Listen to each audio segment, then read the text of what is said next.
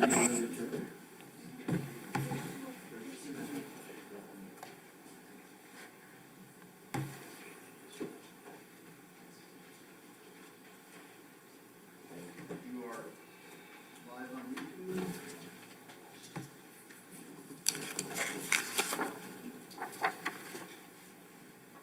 good to go? Yes, sir, go ahead. Okay, welcome everybody to the August 9th Village of Ruidoso Council meeting. It's a meeting that's been moved from our regular Tuesday to today. We wanted to go ahead and facilitate the family of former Mayor Tom Batten. They're going to have a celebration of life. Thank you for turning that microphone on. Celebration of life tomorrow at 1 o'clock at the Convention Center. So we hopefully you can all go by and say hi to Juanice and the family. If you'll join me for a moment of silence, I'm going to ask Dr. Jackson to give the invocation, and then we'll do the pledge.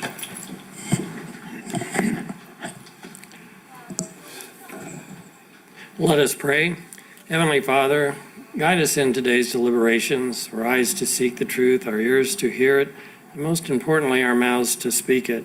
We thank you for this village, everyone who lives here, and keep us ever mindful of the needs of others. In our Lord's name we pray. Amen. Amen.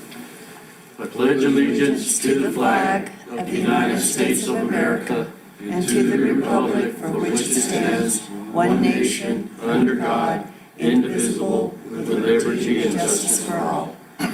I salute the flag of the state of New Mexico, the Zia symbol of perfect friendship among united cultures. Okay, welcome everybody. We're glad that you're here. We'll have a roll call, please. Mr. Sena? Mayor Crawford, Here? Councilor Salas, Here. Councilor Letterman, Here, Councilor Eby, Here. Councilor Cornelius, Here. Councilor Coughlin, Councilor Jackson. Here, We have a quorum, Mayor. Okay, thank you very much. I'm going to try to move pretty quick because I know we got folks that are wanting to get to some items and get back to work. So if we'll have approval of today's agenda, and during that approval, if you would give the mayor the ability to move the agenda around, I would appreciate it. Mr. Mayor, I move the agenda be approved and that the chair be given consent to move the agenda items as needs must. Second. Okay, roll call, please, Ron. Councilor Jackson, Aye. Councilor Coughlin, Aye. Councilor Cornelius, Aye. Councilor Salas, Aye. Councilor Letterman, aye. Councilor Eby. Aye. Thank you. All right, thank you, everyone. We have a few actually consent regular items.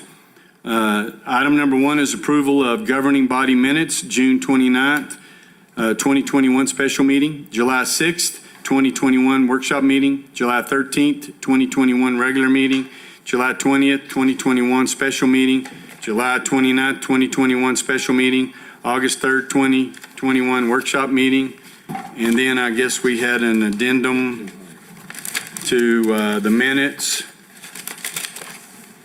if I am correct, item number 1. So did everybody get that handout? Yes. Okay, so we'll include that in that motion. Item number 2. It sounded like y'all had a lot of meetings, so somebody lied to y'all. Y'all were only supposed to have one meeting a month. Yeah, I think No, so. no. an hour or two. Nobody tells me that's allowed to overtime. That's true. And that's not the only one they've told. That's not the only lie they told? Or I told? Item number 2, approval of T-Hanger lease agreement between the Village of Ruidoso, Sierra Blanca Regional Airport, and Clint Skeen for Bravo 10 T-Hanger, beginning on July 12th, 2021. Item number 3, request to schedule public hearing on September 14th, 2021 on ordinance 2021-03. This is an ordinance amending the Village of Ruidoso Municipal Code of Ordinances, Chapter 22, Buildings and Buildings Regulations, Article 2, Building Codes, Section 22-31, Building, Electrical, Plumbing, and Mechanical Codes, adopted amendments, and the repeal and replacement of Chapter 42, Fire Prevention Protection. A lot of work went into that one. Item number 4, request to schedule a public hearing on September 14th, 2021 on ordinance 2021-4, an ordinance amending the Ruidoso Municipal Code, Chapter 34, Court, Article 2, Municipal Court Judge, Section 36, Compensation and Benefits of Judge and Temporary Judge. Mayor, I motion to approve the consent items along with the addendum on number 1. Second. Okay, we have a motion, second. Any discussion? Any questions? Roll call, please, Ron. Counselor Lutterman, Aye. Counselor Cornelius, Aye. Counselor Coughlin, Aye. Counselor Jackson, Aye. Counselor Salas, Aye. Counselor Eby. Aye. Thank you. All right, thank you, lady and gentlemen. So I would like to, with your permission, we'll go ahead and move to regular items and start getting through some of those because I want to hear the presentation on item number, I think everybody in here would like to hear the presentation before we get into public comment, and then we'll have public comment afterwards. So we'll get into regular items. Item number 1, discussion and possible action on adoption of resolution 2021-37, a resolution and an agreement setting forth the terms and conditions of active membership in the Southeastern New Mexico Economic Development District Council of Governments. This is a mouthful. We commonly refer to it as the COG. And this is where we get a lot of go after a lot of different money, grants, things like that, help with infrastructure. So that's item number 1. And who do we have on item number 1? Mayor Crawford, members of the council, this item here is for the annual membership for the, as you stated, as a COG. The COG provides our municipalities within the district information on projects, legislative activities, preparation of applications for fundings for state, federal, and other grant programs.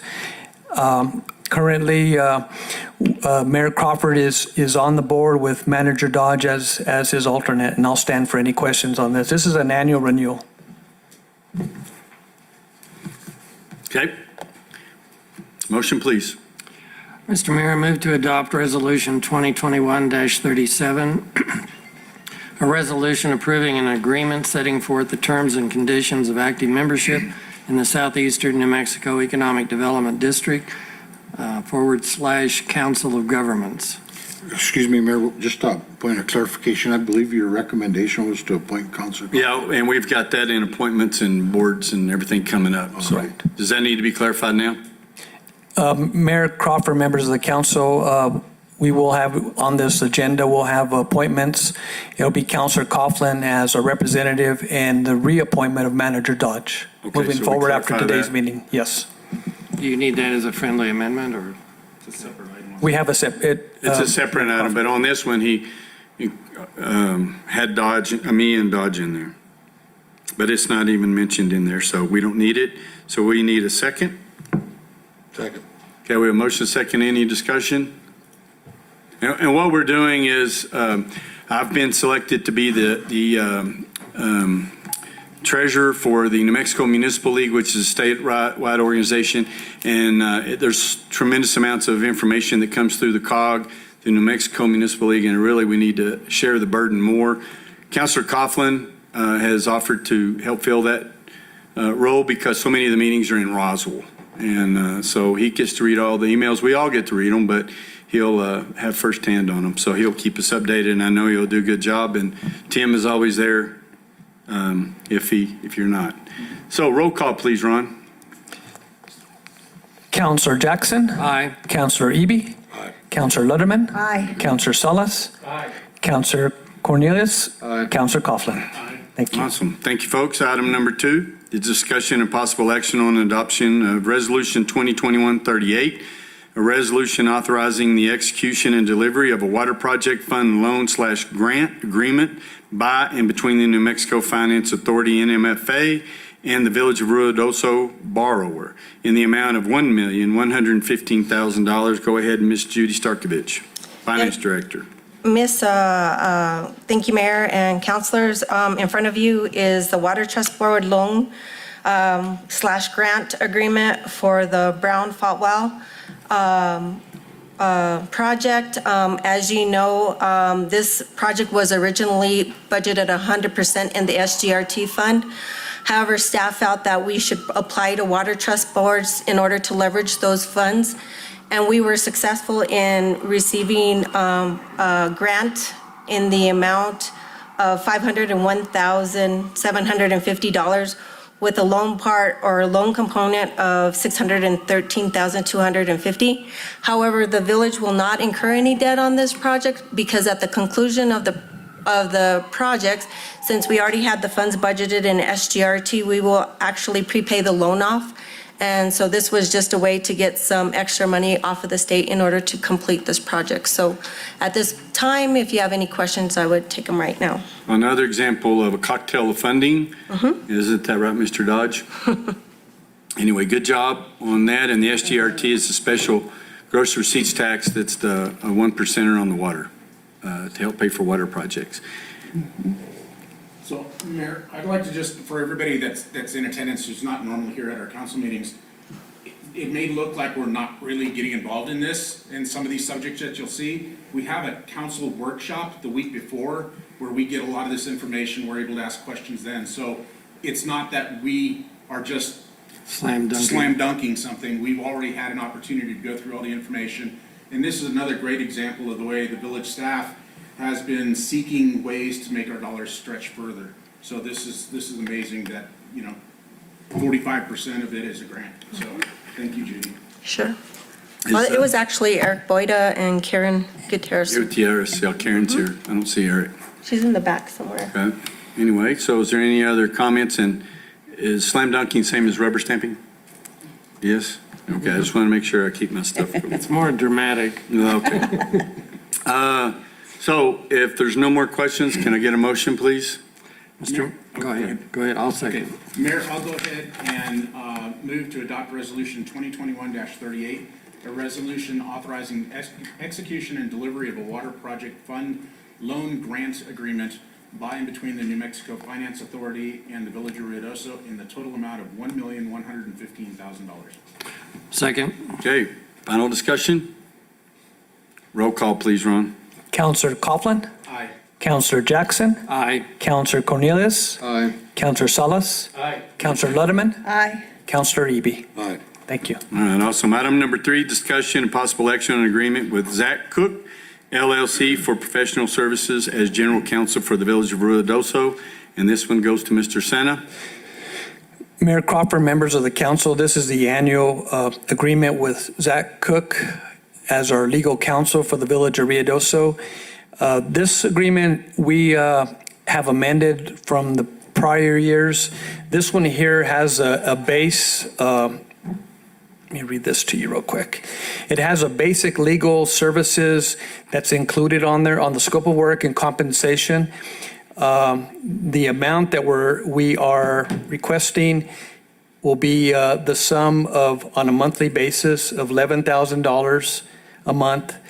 Any other special services outside the basic legal services will be at his hourly rate, and that those requests will be by a task order. So at this point, Mayor, I would ask if we could request to approve the agreement. This agreement was reviewed by the legal counsel from the New Mexico Municipal League, and that's Clinton Nicely, and I'll stand for any questions. Okay. All right, so Clinton Nicely? Yes. Okay. Thought you were going to say that it was reviewed by our own counsel and he approved. So. All right, I know y'all have had a chance to look at this. We've been concerned with some of the expenses, and this is one of the ways that we've worked, and Zach has been good enough to work with us on it because with all the contracts, all the wonderful things that he has to review to approve and keep us up to date on, we have now that under basic services. So we appreciate that. I think that'll work out well for us and you too. Any other comments or questions? I would just like to say thank you for having it reviewed. I appreciate that. You're welcome. Okay, can we get a I'll motion? make a motion to approve the agreement with Zach Cook LLC for professional services as general counsel for the Village of Ruidoso. Second. Final discussion? Roll call, please, Ron. Counselor Eby. Aye. Counselor Cornelius. Aye. Counselor Coughlin. Aye. Counselor Jackson. Aye. Counselor Salas. Aye. Counselor Ludeman. Aye. Thank you. Okay, thank you very much. Item number 4, discussion and possible action on appropriation grant agreement number A21G110 with the State of New Mexico Aging and Long-Term Services, Capital Outlay Department to purchase new fitness equipment for the Ruidoso Community Center in the amount of $16,521. Anthony Montez, the manager. Yes, sir. Mayor Crawford and members of the council, yes, this grant agreement was through the New Mexico Aging and Long-Term Services Capital Outlay Department to replace the existing fitness equipment that is in the community center now. A lot of the equipment we have was donated, hand-me-downs, some stuff we purchased years back. So this grant agreement will replace a lot of that equipment to get us new, more modern equipment. So it's a lot safer for our patrons that utilize the center for that stuff. So that was it. I'll stand for any questions. Good job on the grant. Yeah, it was You always great. do a great job over there. Thank you. Any questions for Anthony? Okay. Thank you, Anthony, for all you do. I get a lot of compliments all the time on everything that you and your staff do over there. And so are you back at full operations right now with the breakfast and the different things that you do? Mayor Crawford, yes, sir, we are. We have a lot of items going on there, a lot of different classes and whatnot. So whenever we closed, we were completely shut down. But now that we opened back up, a lot of people just wanted to do a lot of things there. So we just got a full schedule. So we can't even fit hardly any more in there. So we're doing awesome. Okay, that sounds great. And Anthony, I wanted to thank you also on behalf of the Episcopal Church for giving us the opportunity to use your kitchen. It seems like our remodel is the gift that keeps on giving. Right. Mr. Jackson, Councilor Jackson, we love having you all there. Thanks. Okay, motion, please. Mr. Mayor, I move to approve appropriation grant agreement number 821G110 with the State of New Mexico Aging and Long-Term Services Capital Outlay Department to purchase new fitness equipment for the Ruidoso Community Center in the amount of $16,521. Second. Okay, final discussion. Roll call, please, Mr. Sena. Counselor Jackson, Aye. Counselor Lutterman, Aye. Counselor Eby, Aye. Counselor Salas, Aye. Counselor Cornelius, Aye. Counselor Coughlin. Aye. Thank you. Thank you. Item number 5, discussion and possible action on contract for public transportation with Zia Therapy Center to provide public transportation within the village of Ruidoso in an amount of $5,459.30 for fiscal year 2021-2022. Mayor, I move to approve the contract for public transportation with Zia Therapy Center to provide public transportation within the village of Ruidoso in the amount of $5,459.30 for fiscal year 2021 and 2022. Second. Okay, any final discussion? Okay, Mayor. we're going to hear from them the next one. I was going to say, let's. Yeah, I didn't want to waste their efforts and, Explain why it went down so much. yeah. And so if you'll include both of them at one time, we'll go ahead and move this one through, and then on the next one, explain the whole package. Okay, roll call, please, Ron. Counselor Salas, Aye. Counselor Coughlin, Aye. Counselor Jackson, Aye. Counselor Cornelius, Aye. Counselor Lutterman, Aye. Counselor Eby. Aye. Thank you. All right, thank you. Now, item number 6, discussion and possible action on a letter of financial commitment to Zia Therapy Center for fiscal year 2022-2023 to provide public transportation within the village of Ruidoso in the amount of $47,648.81. And Joe, who's going to talk first? One of these two ladies. Okay, would you introduce everyone so people that don't know you can know who you are? Mr. Mayor and councils, thank you so much for having us up, and we appreciate being here, and so nice and cool up here today. It's lovely. I'm Peggy O'Neill. I'm the Chief Executive Officer at Zia Therapy Center in Alamogordo, and I've got Joe Harden, who runs our transportation program for Z-Trans, and I've got Sharon Gilsdorf, who is our Chief Financial Officer, and I'm going to let these two smarter people do all the talking. So I'm going to get out of their way. Good afternoon, Mayor Crawford and council members. Let me explain on 21-22, the reason why the amount went down is because of the remaining CARES grant and ARPA grant that came through. And it actually is saving the village $46,527. And each partner is going to get the same savings as well, the Downs and also Mescalero Apache Tribe. So that's why the decrease for the fiscal year 21-22, that starts October 1 and runs through September 30th. As far as the fiscal year 22-23, we do not know. We have to assume that we're not going to have any grants coming through. This would be the full amount of the obligation for the village, also the Downs and Mescalero, for $47,648.81. And like I said, that's if there are no grants that come through. This is a worst-case scenario.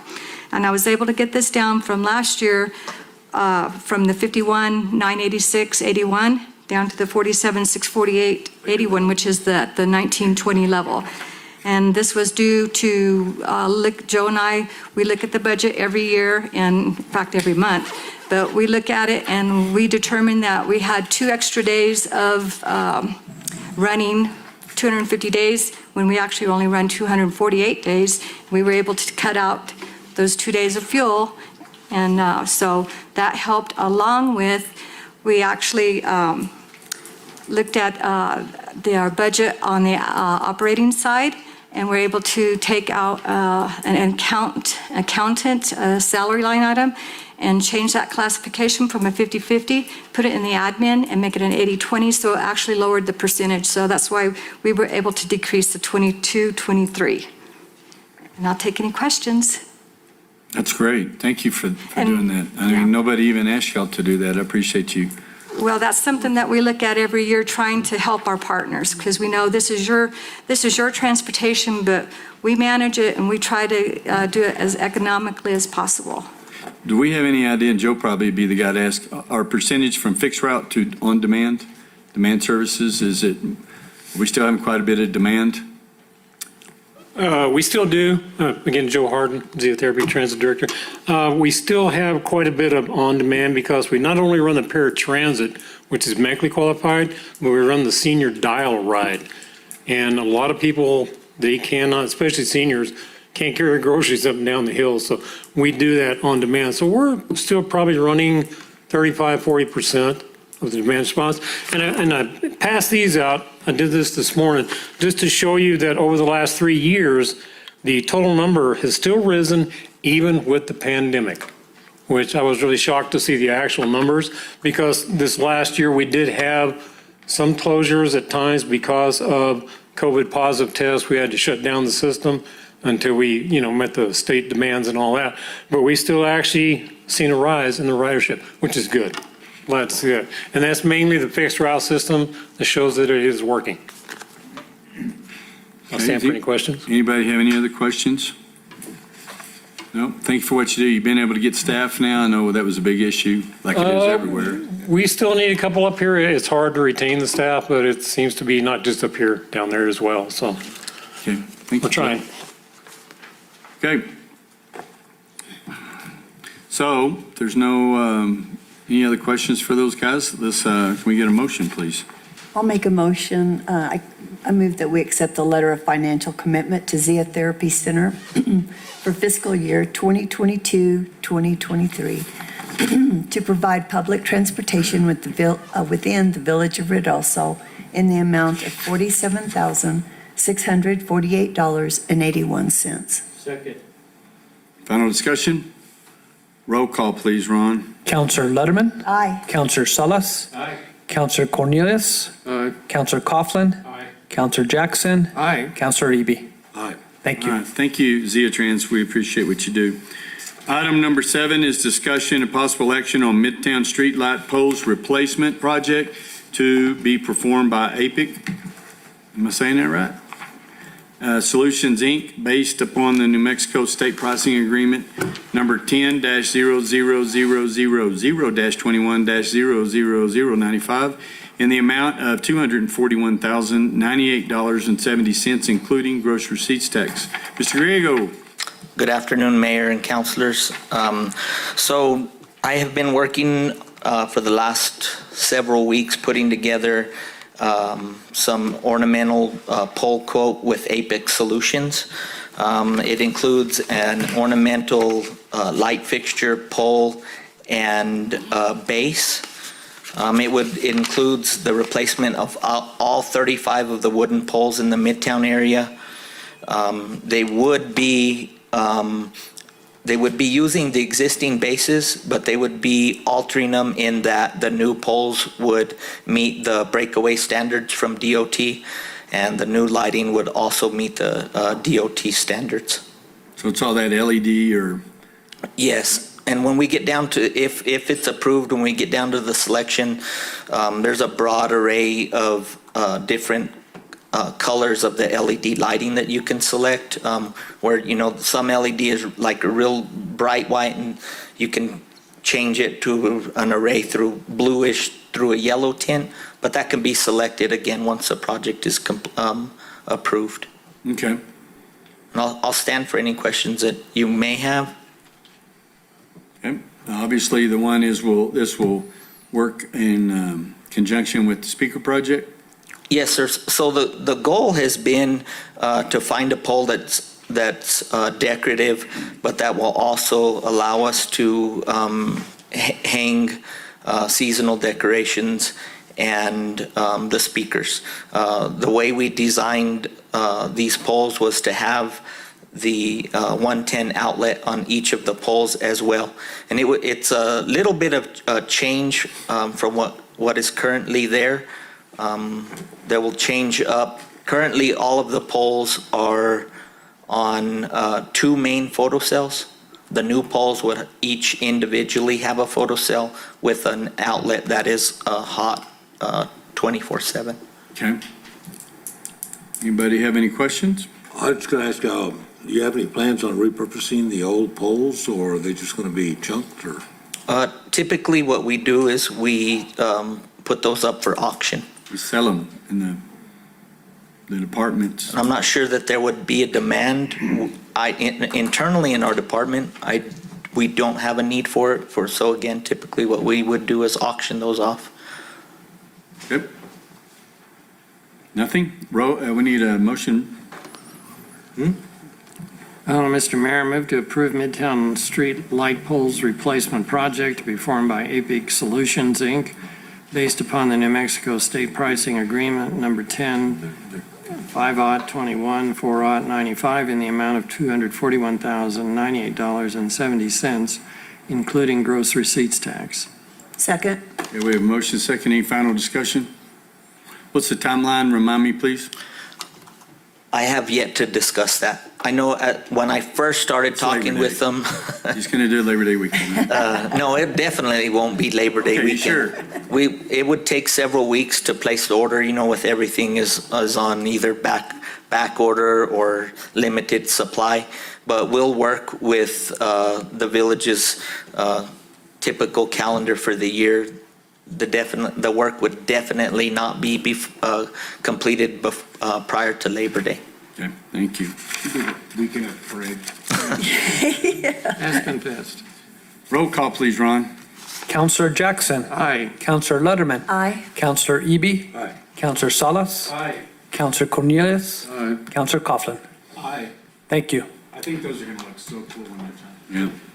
The other ones have been great, but I think that their time has come. Okay, item number 8. Discussion and possible action on electrical service extension for the Mashburn restroom building in the amount of $14,576.53, including gross receipts tax, GRT, through Cooperative Educational Services, CES agreement with White Sands Construction. Rodney?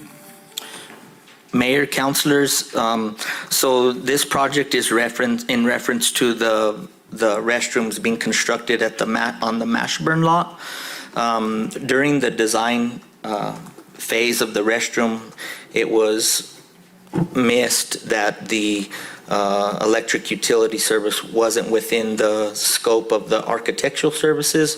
And so whenever the contractor building the restrooms found out about it, they submitted us some information, or they asked, you know, how we wanted to move forward. I requested a quote from White Sands Construction to cover the cost of extending the electrical underground to the location where P&M placed the service pole. The cost came out, again, as you mentioned, at $14,576.63.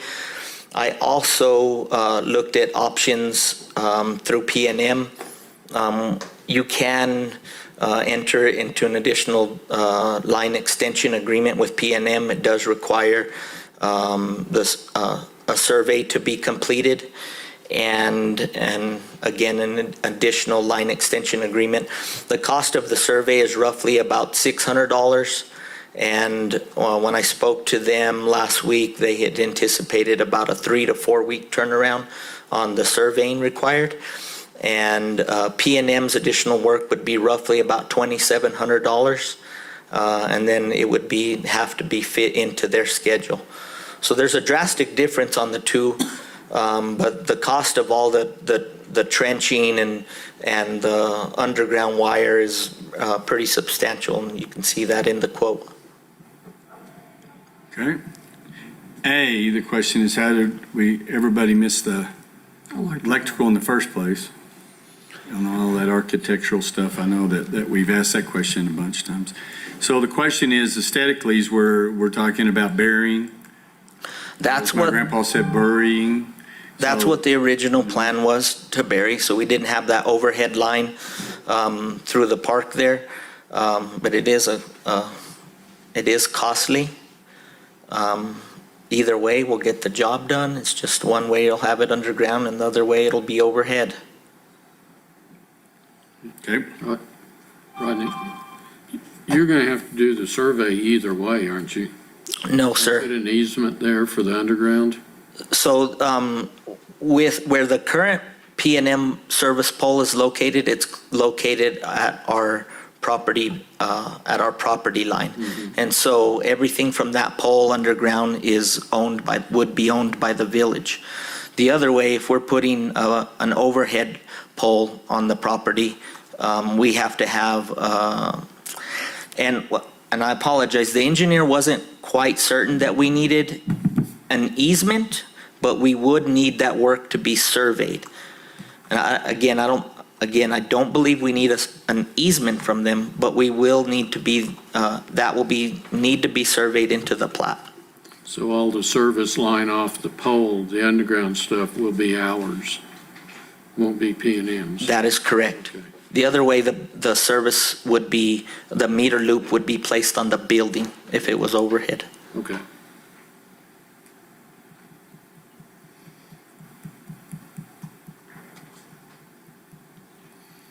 Okay, do we have any other questions? So we're talking about, what, $9,500 difference?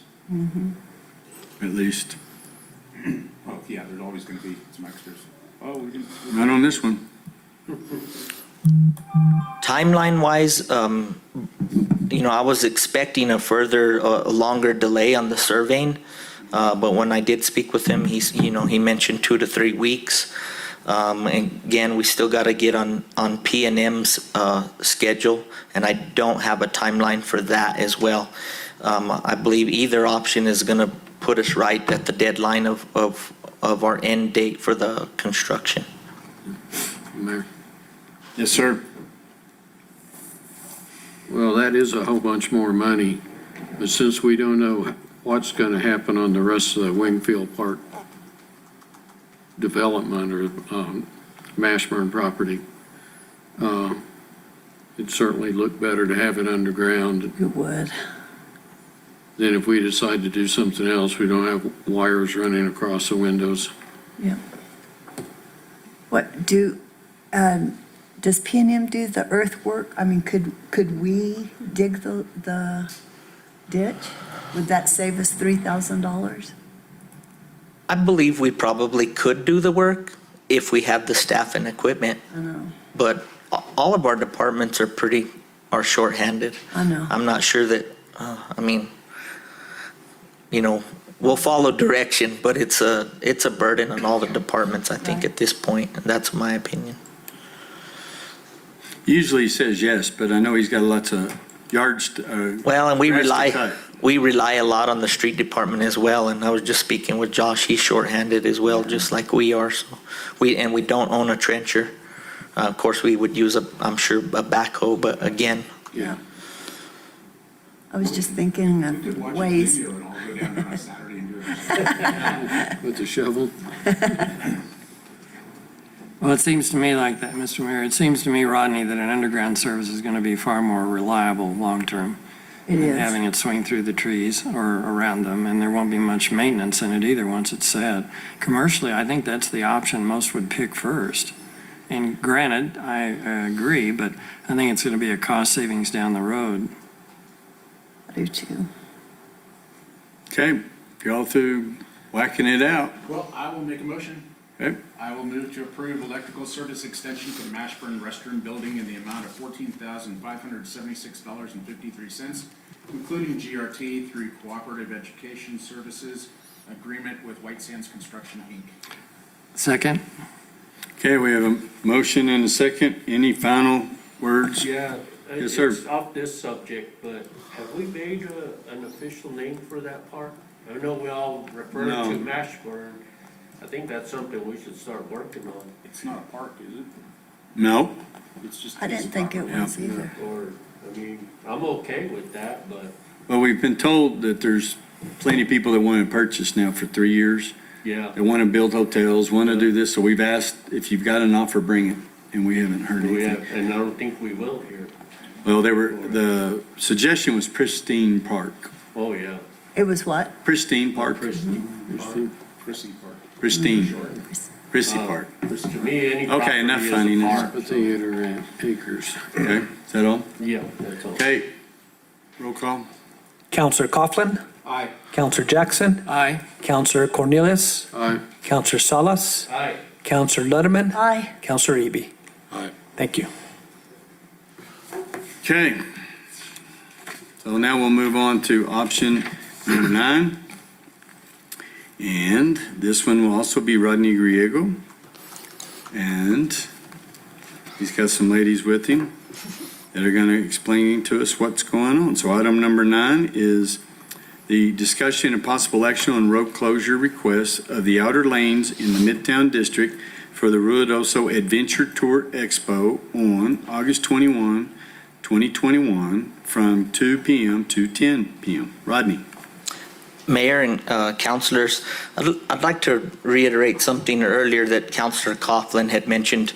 During the workshop, we did present this to the majority of the councilors, and at that time, we heard the comments regarding, questioning the timing and closing of the lanes.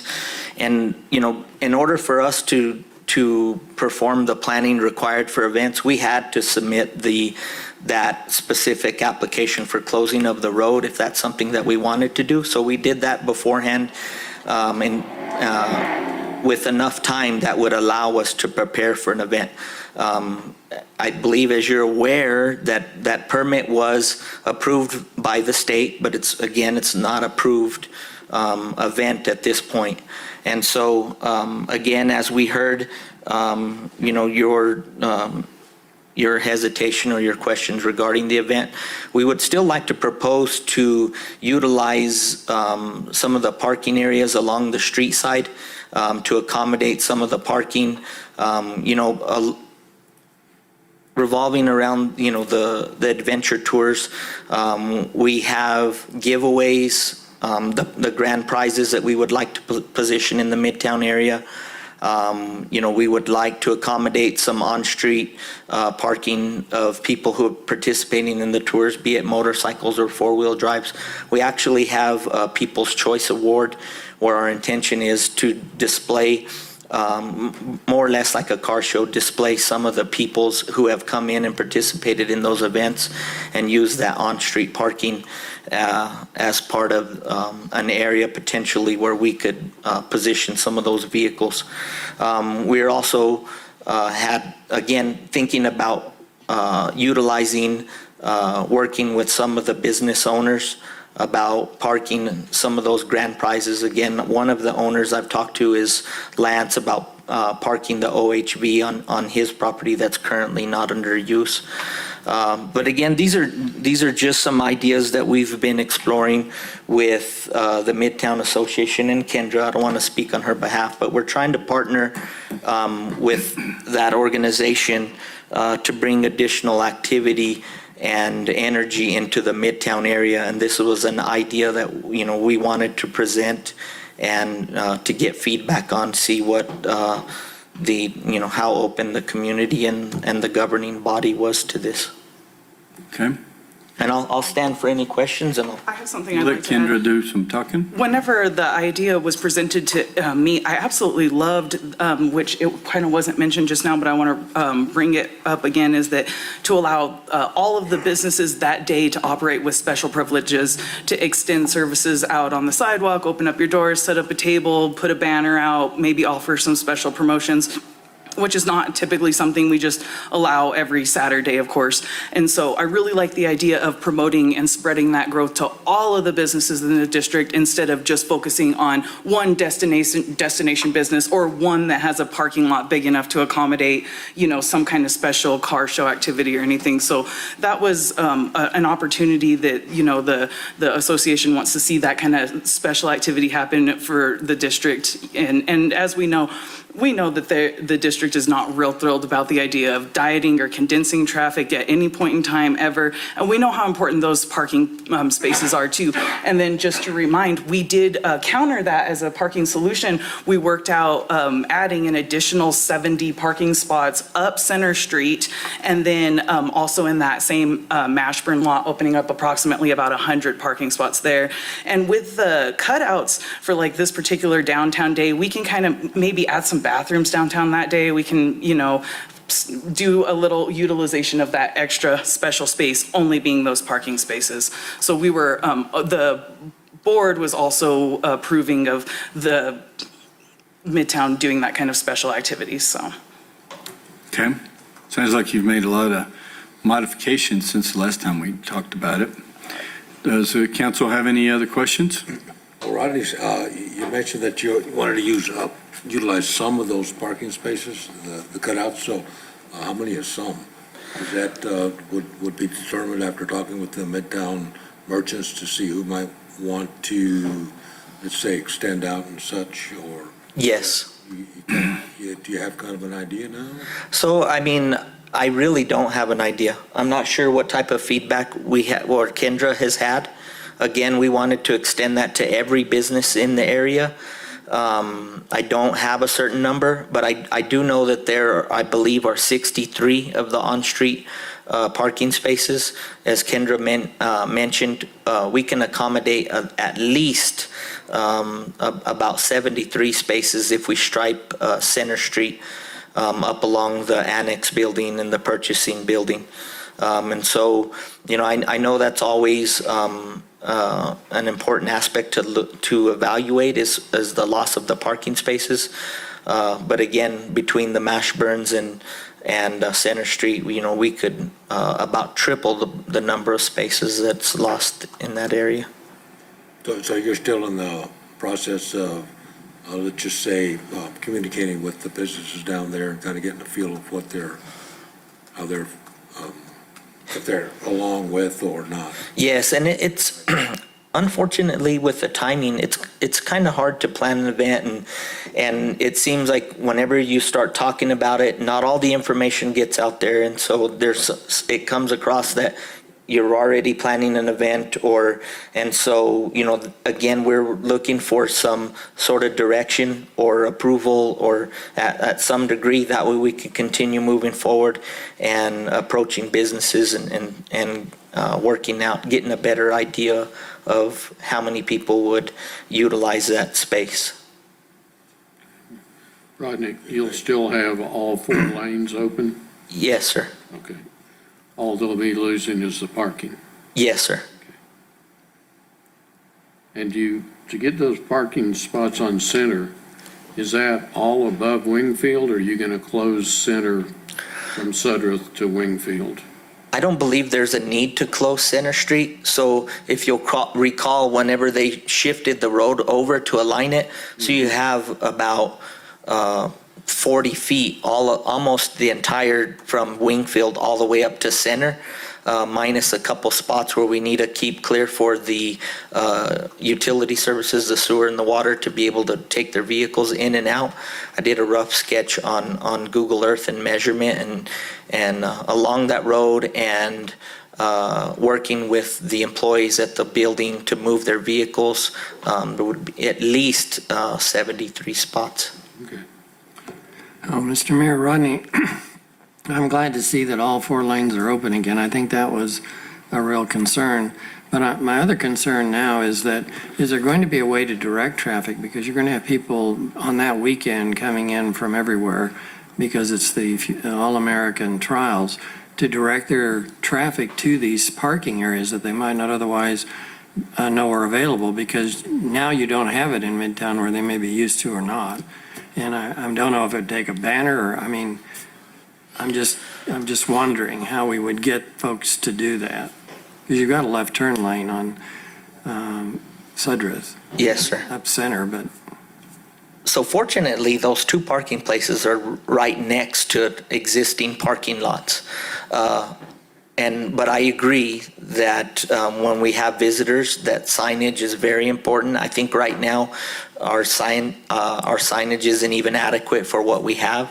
So part of our plan was to add some additional signage directing people to those parking areas. It's not depicted on the plat that we presented to you all, but that was part of our discussions, and we realized that we needed to provide them with better directions as well.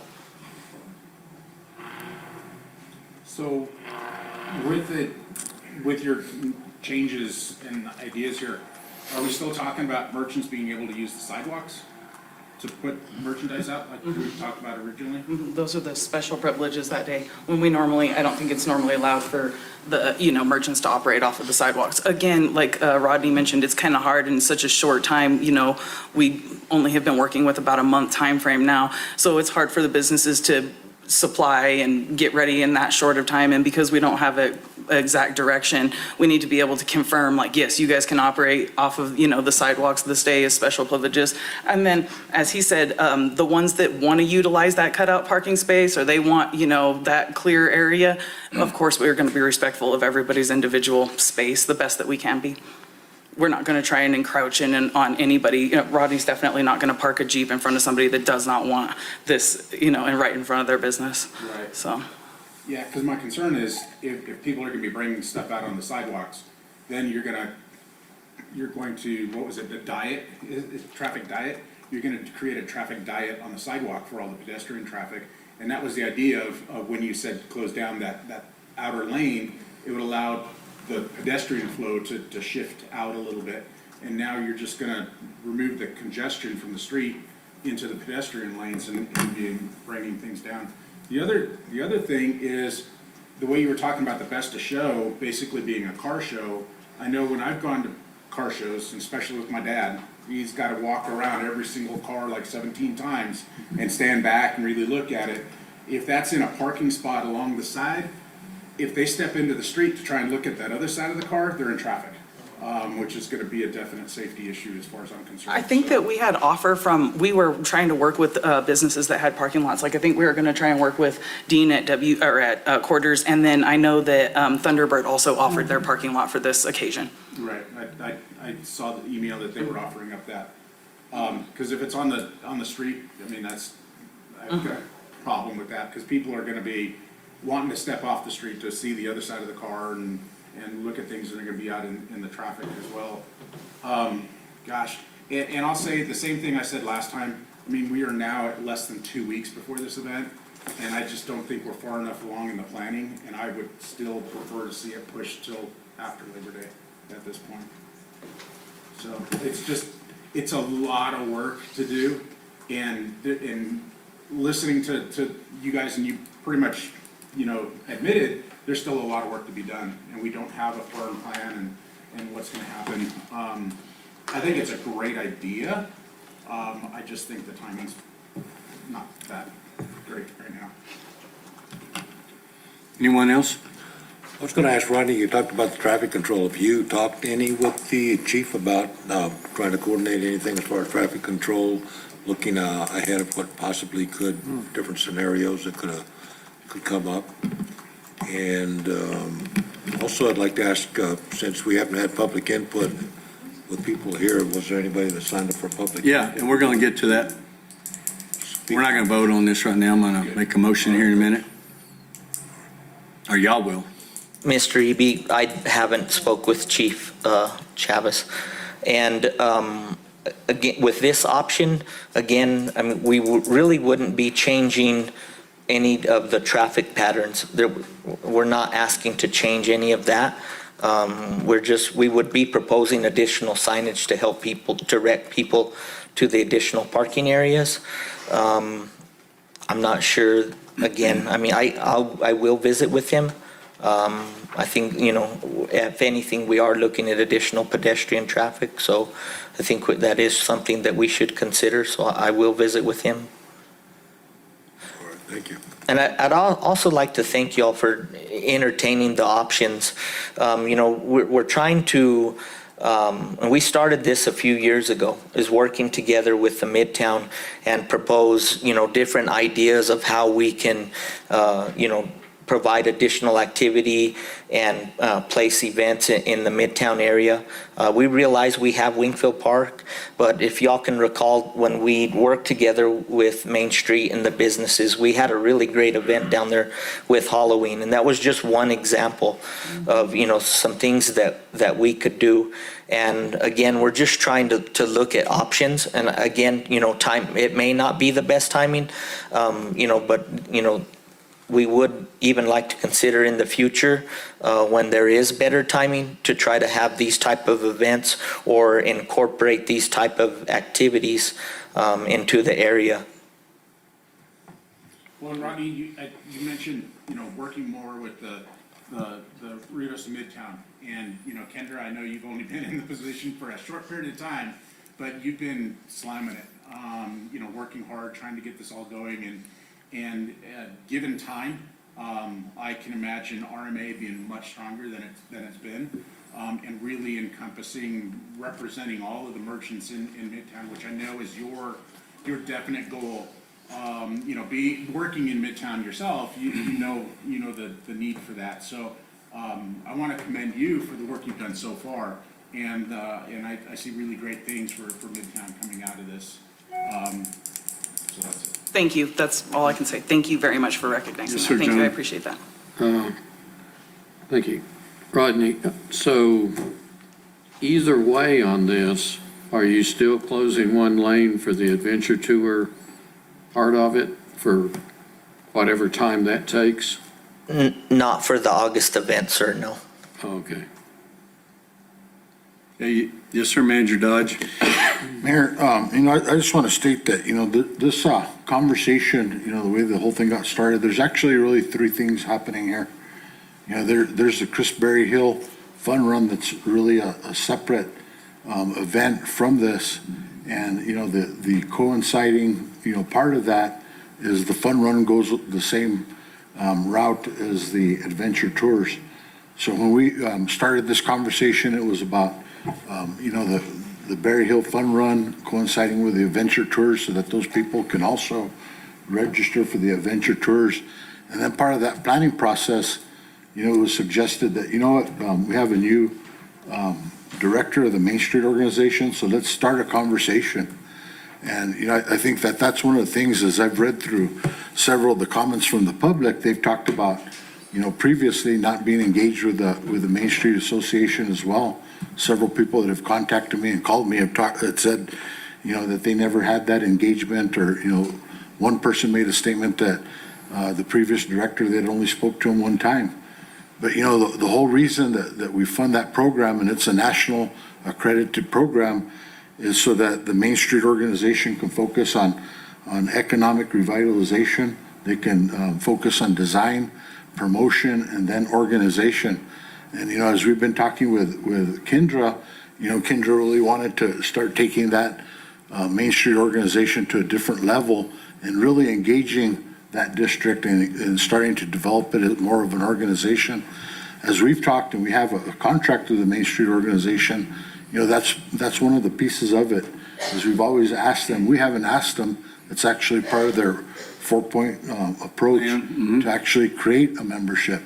And so that's one of the things that, I would encourage is that we start looking at this as an opportunity to start engaging that district and get them back involved with the organization and create some legitimacy for that organization now that Kendra's there and willing, so that we can get that organization moving forward, focusing on those key points that they should be focused on. So, I think, Kendra, you've been very open to that. And, I certainly appreciate working with Kendra over the last, what was it, a month? Almost a month. But anything, Mayor, this needs to be a civil conversation and needs to be open so that we can start communicating and get the organization working the way it was intended to. Agreed. Are there any other comments? So we have not heard public input, but I wanted to hear what their presentation and what it had changed. So, Village Clerk, is it proper for me to ask for a motion to table it to a later time today after we listen to public input? Is that the way we want to do it? Mayor Crawford, members of the council, you can ask for a motion to table and then bring it up later in the same meeting. Yes. Okay. Can I get a motion for that? Mr. Mayor, move to table item number 9 to a time so set by the chair at the end, or not before the end of this meeting. Second. Okay, can I get a roll call, please? Councillor Jackson. Aye. Councillor Coughlin. Aye. Councillor Cornelius. Aye. Councillor Salas. Aye. Councillor Lutterman. Aye. Councillor Eby. Aye. Thank you. Okay, thank you, everybody. Let's go ahead and knock these other two out, and then we'll go to public input. Item number 10, discussion and possible action on infrastructure capital improvement plan, ICIP, for fiscal years 2023-27. Samantha, is that you?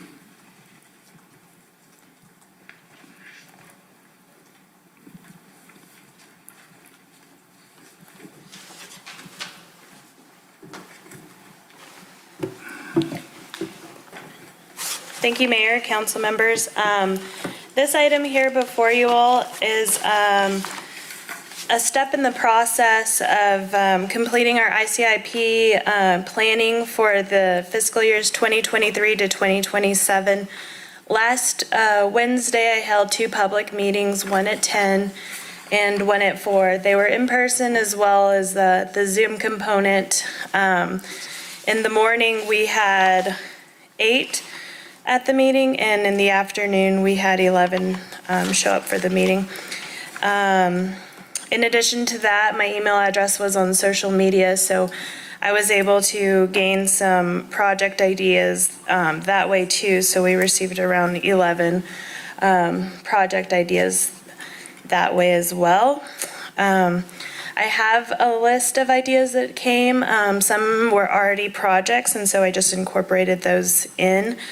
Some are very creative and not really long-range projects, and so I'll just be sharing those with the directors as ideas where they can improve their services that are already offered. Today I was hoping to gain any project ideas from you all that are not on the list, and once I have that, I'll be able to develop a scope of work and cost and add that in and bring the complete list back to you all in September for ranking and approval of the resolution to submit our top 5 to DFA. So with that, I'll stand for any additional ideas that you all may have for our list. Okay, I'm just curious, some of the things that you gained from the people that came to the meetings, what were, was most of these I've seen that we've been talking about, were there any new things that came up? You said some of them were. So one, they'd like us to find some bear-proof dumpsters. That was an extension of what our dumpsters are, but I guess a little bit more secure. Some new roads that had been identified. I guess the manager that lives or manages in Innsbrook Village met with Adam and Josh, and they would like their streets redone. More water and sewer lines, so we have several other subdivisions identified for potential CDBG-like projects, water, sewer, and streets. They would like Rodney to create a splash pad, correct the intersection at 5th and Resort. Some drainage issues. We have a request for Wi-Fi at Wingfield Park and Kids Connection. The dog park, they'd like to see lights so that it can be used at night. One individual asked us not to place any new projects and to pay off all of our existing debt. One individual asked us to replace all chip-sealed roads within the village with asphalt. Just back up 1 minute. So that's an example of not understanding what we're doing. So this is that we go, our representative, we go to the different committees, we present our plans, some of them are engineered, shovel ready, and we work to try to get that money sent back to us. So I didn't know it was possible because we've asked about paying off debt on grants and stuff, and they say no. It has to, like on the projects, the money that's coming out right now for infrastructure can't be given to debt. It has to be for replacing infrastructure. So is that even a possibility?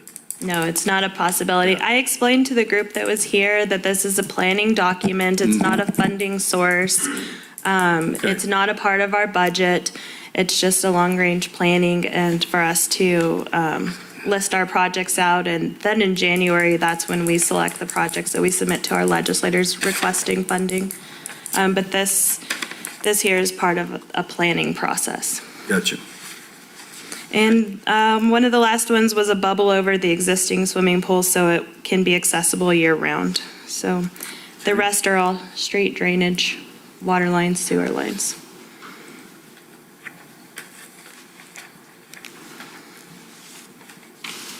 Okay, on that one, the Ruidoso Bike Lane project, is that, I mean, we talked about that some time back and did studies, and we found that we just didn't have the road space. Yes, I guess it's still a need, but at any It is. project we can deactivate.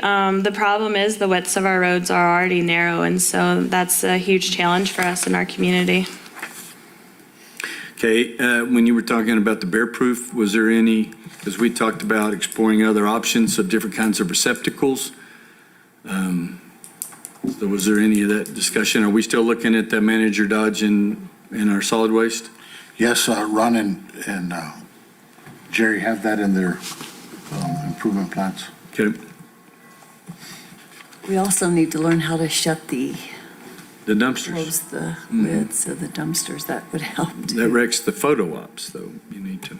So does any of the counselors have any questions? Go ahead, Counselor Jackson. Mr. Mayor, Samantha, did any, and I tried to keep up with all those comments, but did any have a concern over where the dumpsters were currently positioned in terms of near the roads that make them a little harder to access and somewhat dangerous on haul, but No, that never came up. It was just the bears making a mess and dragging it up the hillside. But And we they live have in Upper addressed Canyon. that question, Counselor, and there's just very little property there. And I do know several people that have clipped those dumpsters before. And it's dangerous when people are out there putting their trash in the dumpster. They're standing in the road. So that's one of the reasons we're asking the director of the solid waste department and them to consider that in their improvement plan and what they could do or what we need to look at to see if there's other possibilities. If we can think outside the trash box and find something new to do. yeah, thank you. We're working on it.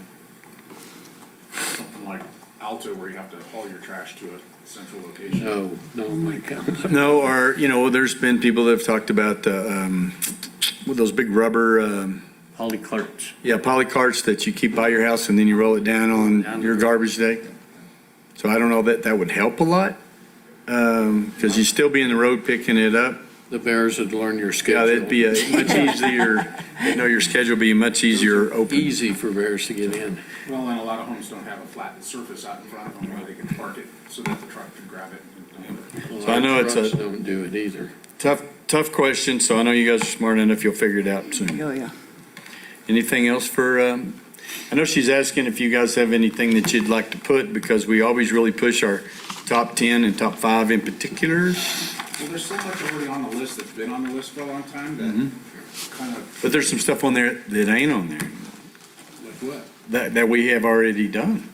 You still got sidewalk repair on there, but we don't have a lot of the water projects Right. that we've been redoing over the years at the different water treatment plants. Those are some of the gone. But I would like to say, with all the comments that I get from businesses in Midtown, I think we're making some headway on the bridge projects because we have agreed to costing. I know we're going to have some gap funding we're going to need to figure out from FEMA, but the workforce housing, in my opinion, is, that's all I hear is workforce, and everywhere in the community, so it's not going to get any easier here. So I would like to suggest that we keep that, number one, or at least in the top 3.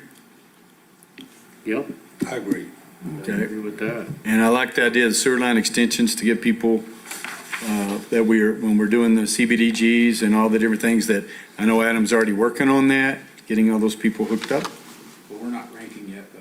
No, I'm just saying, I just want to implant that seed like an earwig in your ear, that we always remember that, because I know I get calls, and y'all do too, all week long about, we need help with workforce. We did the survey, and I saw that, so we just want to make sure that that's really up there.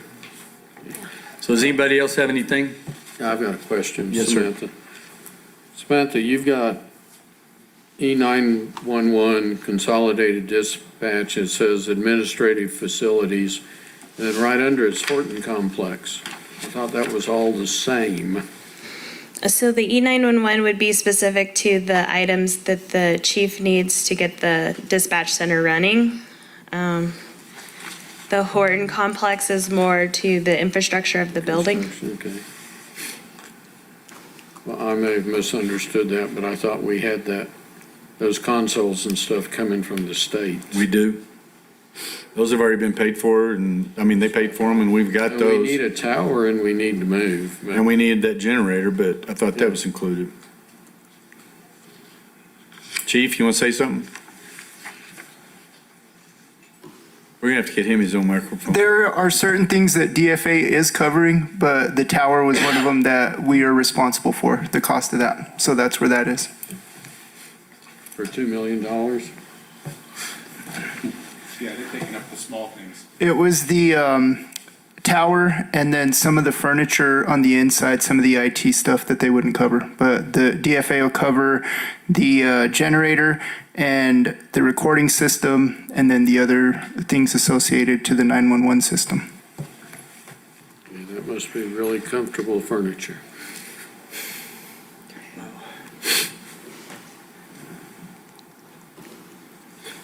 Okay? I just like it that we're not, water projects are continuing on.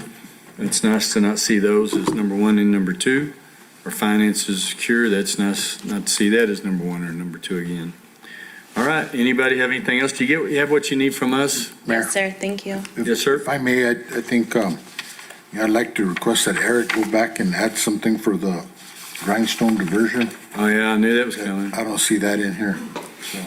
Hey, Mr. Boyd is on the line, I know, and you know what the Mayor manager's Crawford, referring councilors, to. I met with Samantha, and so there's 2 that I'm writing up, the grindstone and then the underground storage and recovery project will be added to this list. Okay. And what Manager Dodge is talking about is the bypass that we have, or the intake. Yeah, the intake that we have to fill Grindstone Lake is small, and it often clogs with debris. And with the rain events that we've been having, instead of having gentle showers where we take the water slowly, we seem to get deluges. Yeah. And so we were looking, how do we better take advantage of the water with our water rights and be able to fill the lake and store it for drinking water? So that's what it is. I think that's a good point. Yes, Mayor, and also Eric, if we may add something in for the Rio Ruidoso discussion that we had this morning. I think that's going to be a big discussion as we move forward. What we're talking about is the watershed and how do we fix, a lot of the structures that have been put in there that are going to be maybe redesigned with current standards. Okay. I'm talking about the Gabion baskets and things of that nature. You talking about with the USDA deal, what is it? NRC. NRCS. NRCS, not National Cash Register, it's RCS. So that's what you're referring to? Yes, sir. Okay, and the long-term commitment that we have to make to that? Well, we had some discussion, and we'll go more into detail on that, Mayor, but we've had some discussion on how you disperse that energy in a watershed as compared to shoving it into a channel. Okay. So we'll have more discussion on that moving forward. Okay. Thank you all. I appreciate the input. Thank you, Manager Dodge. The next item is mine as well.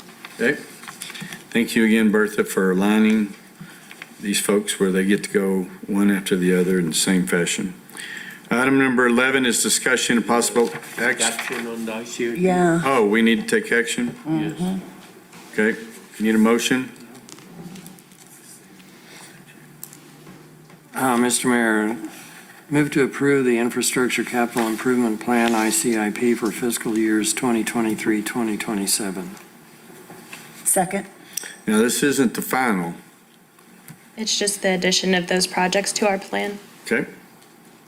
Roll call, please, Ron.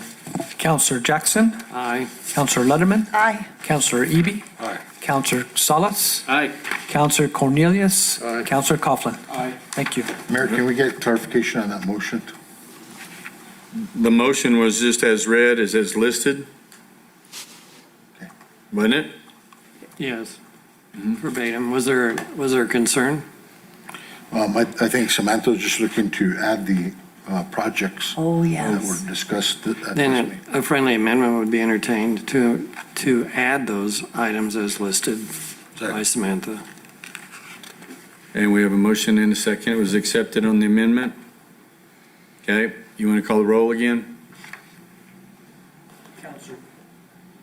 Counselor Jackson, Aye. Counselor Letterman, Aye. Counselor Eby, Aye. Counselor Salas, Aye. Counselor Cornelius, Aye. Counselor Coughlin. Aye. Thank you. Okay, thank you very much. Item number 11, discussion and possible action on draft of final zoning assessment of Chapter 54 land use rewrite. Yes, ma'am. Thank you, Mayor, council members. With us today is Phyllis Taylor, Principal for Site Southwest. She's here to review what we've heard so far from the steering committee, the planning commission, as well as through a public hearing we held at the July Planning Commission meeting. So she's here to bring forth the ideas and their assessment of our zoning code and what needs to be changed and added to make this succinct. So I'll turn it over to Phyllis. She'll screen share her PowerPoint presentation.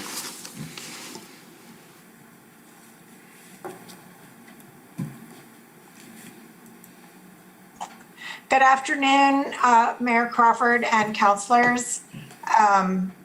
I will start the presentation as soon as I can get that figured out. Let's see. Here we go. Can you see it now? No. No.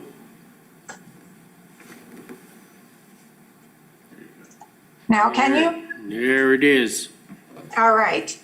So as Samantha said, our first step in the update of the Chapter 54 is for us to review it, to talk it through with staff.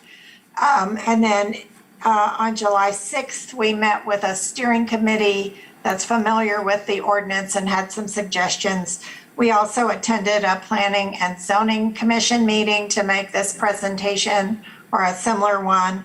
And we were fortunate to be able to hear some of the cases that are typical of what planning and zoning gets in front of them. And the goal of this rewrite is to kind of clarify and make everyone's job easier in implementing the code. And one of the things that matters to us is the kinds of requests you're getting and how you want to address those issues that are coming up with the requests you're getting.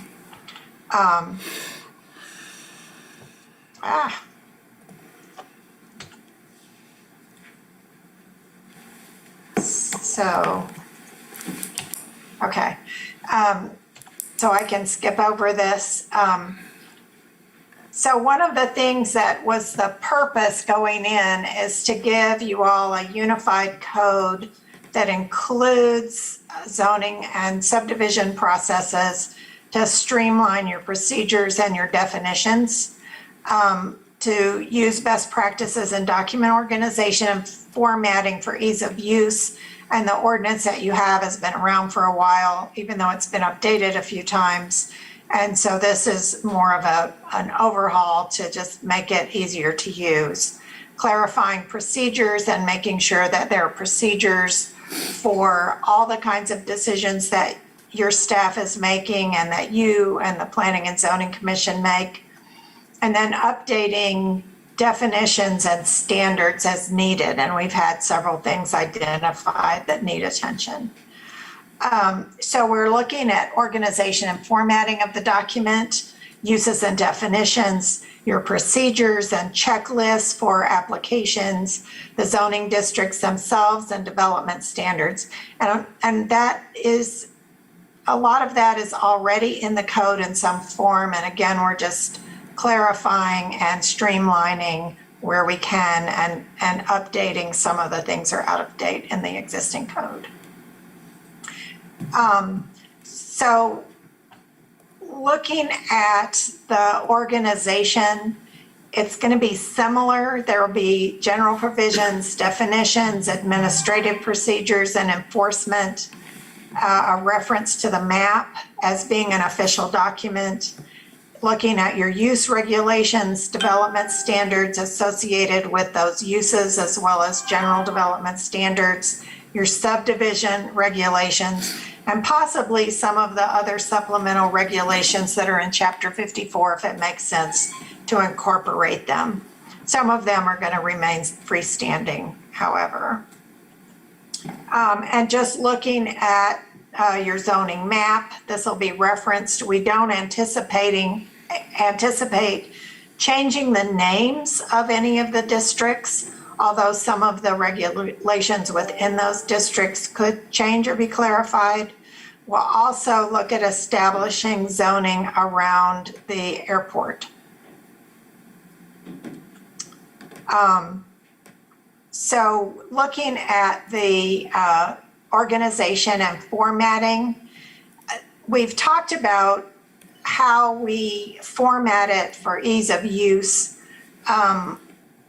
We've seen other cases where rather than having the code itself in your municipal code online, there's a link to a document in the municipality's website, and that makes it possible to use headers and fonts to really set things apart so they're easy to find. We also will build in links so that it's easy to navigate around the code when you're in a place that references another place in the code. So I think that's our plan going forward, and at least there will be a PDF version that you can have online, even if you later decide to do a more or less unformatted version in your municipal code online. Okay, does anybody have any questions right now? It's been a long time coming. Yeah, and I know you're wanting to get to the public comments on the special event and the street closure, so I will move through this quickly. We're looking at unifying definitions and procedures. We found some conflicts in the code that are probably the result of modifications that you've made over time. Yeah. And the same thing with the standards. And okay. So there's a consolidated table that lists the permitted conditional accessory and temporary uses by district. And there's text that take you, text links that take you to specific standards. So it'll look something like this, where you'll have one table that shows what people want to do, where they can do it, and then gives them a link to standards that apply to that particular use. Then we'll consolidate dimensional standards, uses, and procedures into tables for easy reference. One of the things that came up at the hearing we attended was a question about measurement, how you measure height. So there'll be a measurement section that talks specifically and illustrates how you measure the dimensions that are listed in the code. And then we'll have the illustrations to show the use types and also those measurements. And it'll look something like this. So you can see how to measure. And in your case, because of the topography, the illustration will include how you measure on a steep lot or an oddly shaped lot. Then we're updating definitions. There's several statutes that have been adopted since any updates to the definition in your code. So we're incorporating those, and we know that you're working separately on your cannabis ordinance, and we'll make sure that this code is consistent with those definitions. And pretty much we're pulling definitions out of the state statutes to make sure that your code is consistent with state law. And then the procedures will be combined in one section with a clear progression from what is an administrative review through P&Z and council approval. And there'll be flow charts to show people how those processes work, getting rid of inconsistencies and how things are similar cases are treated. And then we can include the short-term rental permits and other procedures in here if it makes sense to do that. So that could be discussion in the future, but we're looking at that. Then we're providing for designating the planning and zoning director or designee to function as a zoning administrator. So there's clear responsibility for administrative decisions. And then making sure that there's an alternative in the absence of that person. And then a hearing officer, if you want to have someone who can make administrative decisions in a hearing process. So that's something that was requested by staff. And it's pretty typical for minor requests, but requests that do need a hearing. And then provide checklist just to make clear what needs to be submitted with each type of application, so that it's easy for an applicant to know what it is they need to do. And sometimes there's going to be a preference to have a checklist rather than having items listed in the code, so that if you change your requirements at an administrative level, you wouldn't have to amend the code, if that makes sense. Of course, yes. Yeah. Then we've looked a lot at your multifamily districts and are looking at some consistent approach to how those are defined. So using something like a floor area ratio or a net density limit instead of being specific about the building configuration, clarifying how height is measured, allowing multifamily and commercial districts as a permitted use, which is something that's been discussed for a while now, and then have some special requirements in C3 so that you're maintaining the retail frontages on the main streets. And then allowing possibly multifamily as a permissive use in mobile home districts, specifically in conversions of mobile home parks. That's something that was in the comprehensive plan, and so we're looking at it. It's probably less important to me anyway than allowing it in commercial districts, but we're looking at that. You need to have a reasonable size parcel So the mobile home subdivisions wouldn't work very well, but a park might. Then in the mobile home districts, this is has a lot to do with definitions. In the state's mobile home statutes, there are definitions that specify what types of multi-sectional units on permanent foundations need to be treated the same as a conventionally constructed home. There's also the ability to restrict mobile homes that don't meet certain standards to mobile home parks or mobile home subdivisions. So we're looking at that to bring your code into conformance with state law. Then there are several things that were identified in the different planning efforts, the comprehensive plan and the MRA plan, to allow uses that are not currently allowed in Midtown. Those include working on your mobile vending definitions, maybe to be more precise about what's a food truck, what's a truck that's not food related, what's a cart, and what standards those would need to meet, making sure that your definitions and how you allow small wineries, breweries, and distilleries in the Midtown area, like manufacturing. So for example, if you got a company that manufactured certain outdoor recreation equipment, like a bike shop, say, that also produced bicycles, that was covered in your definitions, possibly only in connection with a storefront, but at least to make sure you can have that there.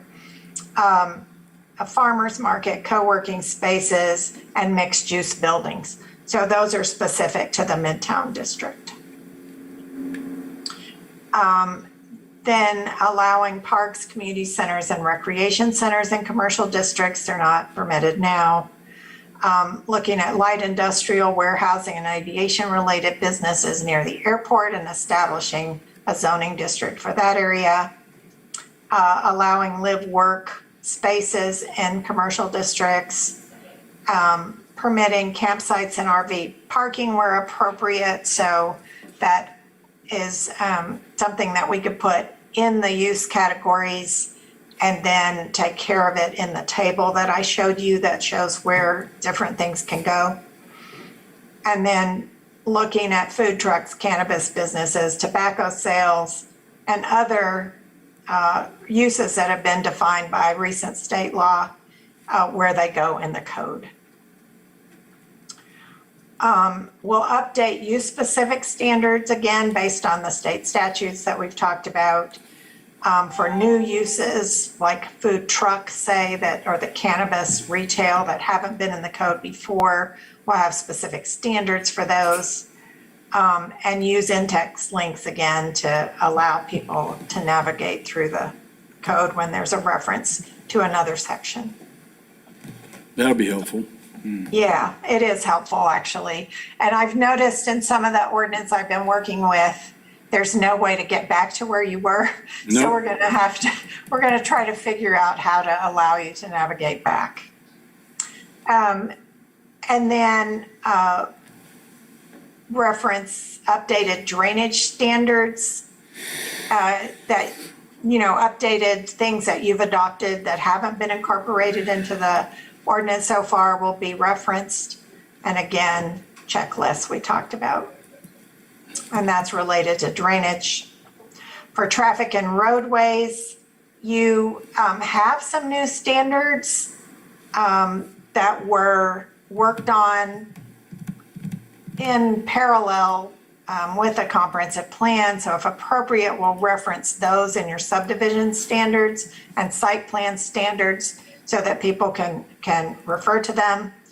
And then we had a comment that we need to require DOT approval prior to approval of any development on the state highways.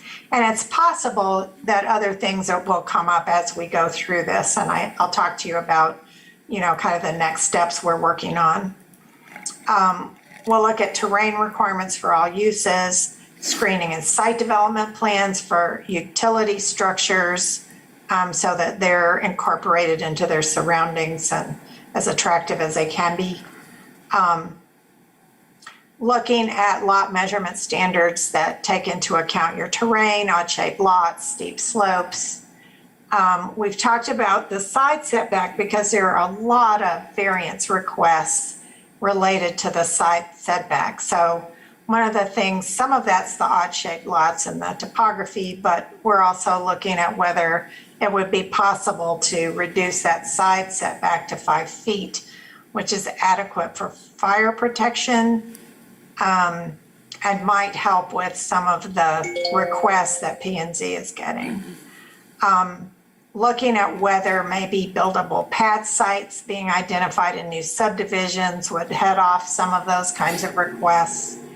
And then defining how to treat accessory structures, where they can encroach, where they can't encroach, and having standards for minor setback variances that could be handled administratively so that everything doesn't have to hit P&Z if it's very minor. So I had questions about if there are other issues that you all would like to see. I'm taking notes now, or if you have ideas, you can get them to Samantha, who can pass them on to me. A lot of this you can see is just kind of clear things up where there's been confusion in the code or maybe an absence of guidance for staff and the public in the code. Okay, does anyone have any questions? John, do you have any comments? She heard my comments in the meeting. Okay. Yeah, he was on our steering committee. Anyone else? Not at this point. I mean, there's a lot of stuff that's covered in here that absolutely makes sense. We've been, it seems like, working with instructions on how to build a Model A in today's times, and we need to update, and you brought a lot of different suggestions forward that will make sense moving, as we continue this moving forward. Yeah, so just to let you know kind of what our next steps are, we're doing the code in what we call modules. So the first one, which you will be getting before the end of this month, is got the definitions, general provisions, and administration of the code. Then the next section will be procedures, then the zoning districts and use regulations, and then the standards and additional regulations. So kind of in 4 chunks. And we would first look to kind of staff review, what we're calling an administrative draft. So there should be an administrative draft completed by the end of October. And then the next thing would be public review and public meetings to allow for questions and comments and observations of people who are familiar with the code now on what seems to be a good idea and what might not work as well and we should rethink. And then we have a working group that's going to be, or a steering committee that's going to be working with us throughout, who are representatives of the community that work with the code and are familiar with some of the issues. And then the final document will be, once it's gone through public review, we'll have a draft that comes back for P&Z and council consideration. And that'll probably be kind of handled in two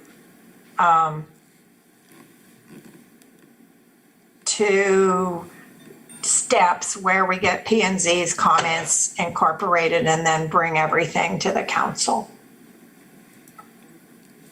So do you have any questions? So Phyllis, this is Tim Coughlin. You brought up during the presentation about cannabis-related businesses, and we're still waiting to hear from the state what what exactly the rules are. They went ahead and passed that and then said, oh, we'll figure out the rules later. Will the process, the timeline that you provided, will that be adequate enough to take into account the rules that we finally get from the state and incorporating them into our policies and zone, to put this into this plan? Yeah, I mean, yeah, that is the one thing that's still in flux. We have the definitions from the statute. I don't know if those will change. And then I know we're seeing questions about how communities can regulate them, whether you can regulate distance from certain things or how that will be treated if it's going to be similar to other uses like adult uses possibly or alcohol related. So we may not have everything when we get to the administrative draft. And if we don't, we can leave placeholders until we get to the end, which will be likely sometime after the first of the year before it gets to council level or final approval. So that's a good question, and I don't know the answer.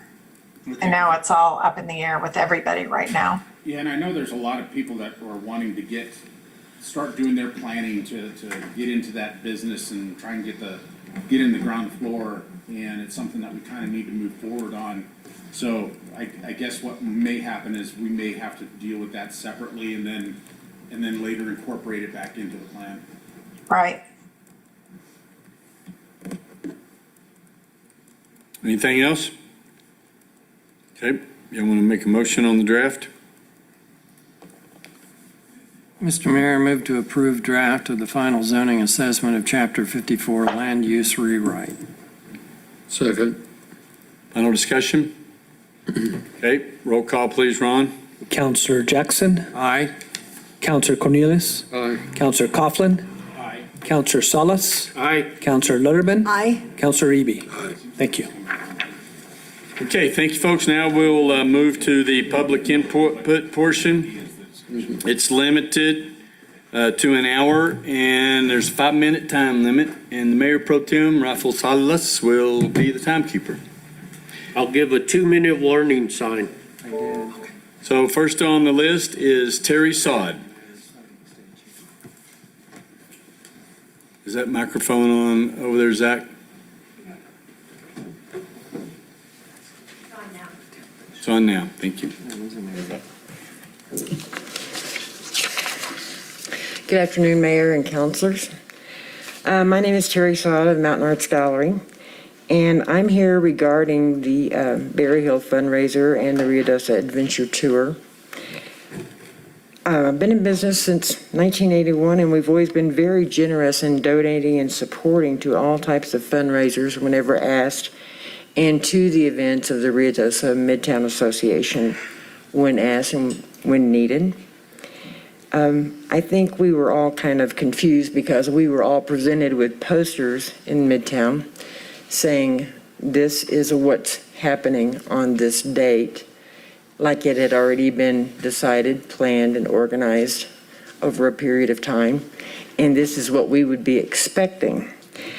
So I'm kind of surprised to find out that no, this is not really a definite set in stone event yet. But nonetheless, we are sincerely wish Mr. Berryhill and everybody the best in fundraisers and things like this. But at this time, the Ruidoso Midtown businesses are seeing more business and traffic than we have in a long time. We're all extremely grateful, and we are doing our best to make up for time and dollars lost during the pandemic and preparing in case of any closures come again. I truly feel like this event would only generate more chaos and take a lot of our precious parking and would be more detrimental than productive for the businesses in Midtown. Things like this, in my opinion and some other opinions, need to be scheduled for a different venue for Wingfield Park, but not in the laps of the Midtown merchants. And so that's all I have to say about that. That is my opinion.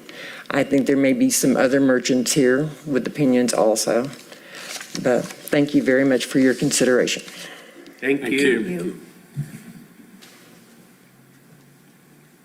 Okay, person number 2 is Randall Hamilton.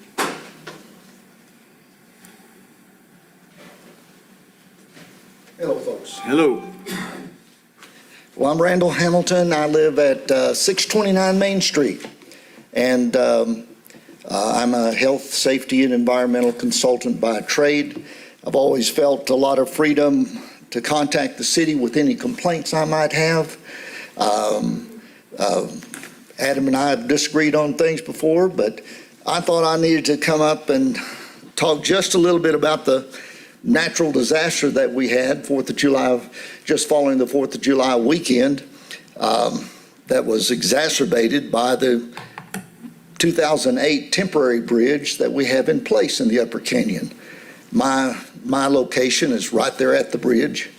I always make it a point of visiting with any of the village employees that come out and state inspectors that come out, and we know that there's been flaws with that bridge since it was temporarily put into service back in 2008. But that's water under the bridge, around the bridge, over the bridge. I really need to, I felt it was appropriate for me to come and say thank you to all the village employees and the first responders that just got on it whenever the bridge was compromised. We have cameras out there. We're able to see all the work that was being done, the flood that was going on. It didn't, we can all think of what caused more than what the natural disaster brought. But I'm really wanting to focus and say thank you to all of Adam's employees, all the first responders. The ability to have a compromised bridge completely repaired within a few hours' time is just almost unheard of. To be able to salvage that one way in and one way out that we have in the Upper Canyon, it was a superior job. Replacing the bridge further up with the same little channels, it's a temporary fix, but it got people in and out of their homes. And we're real proud of that. I'm proud of the work that the workers did. Someone asked me, well, if you're going to talk to the council, what is it that you're wanting to accomplish? Other than bragging on the work that was done, I think everybody is in agreement that bridge has to be replaced. Everybody is in agreement that the design was bad from the beginning, that it was temporary. But we all said that back in 2008 also. And somehow over the next 2 years of bridge design and public hearings and where are we going to get the money, and FEMA's approved this, and well, FEMA's approved it before, but we still don't have the bridge, or whatever the story might be, I'd like this council to keep it in their mind that this bridge has to be replaced. I mean, it just has to be replaced. One of the experts I was visiting that is doing consulting on the bridge, he said it's not that we've got a volume of water, we have a volume of water and debris that hangs up on that bridge. So this is something I hope that the council will remain steadfast in the opinion that they have right now, that yes, this bridge has to be replaced, and continue that and hold on to that for the next 2 years as bits and pieces of budgets have to be appropriated. Don't take the bridge money. Let's get that bridge finished. Thank you very much. You bet. Thank you. Samantha, your name's written down here. You going to say something? You got some public input? No, I thought that was a sign of shape of the meeting. Oh. Well, we're glad you signed in and you're here. Elda Herrera, about the fun run.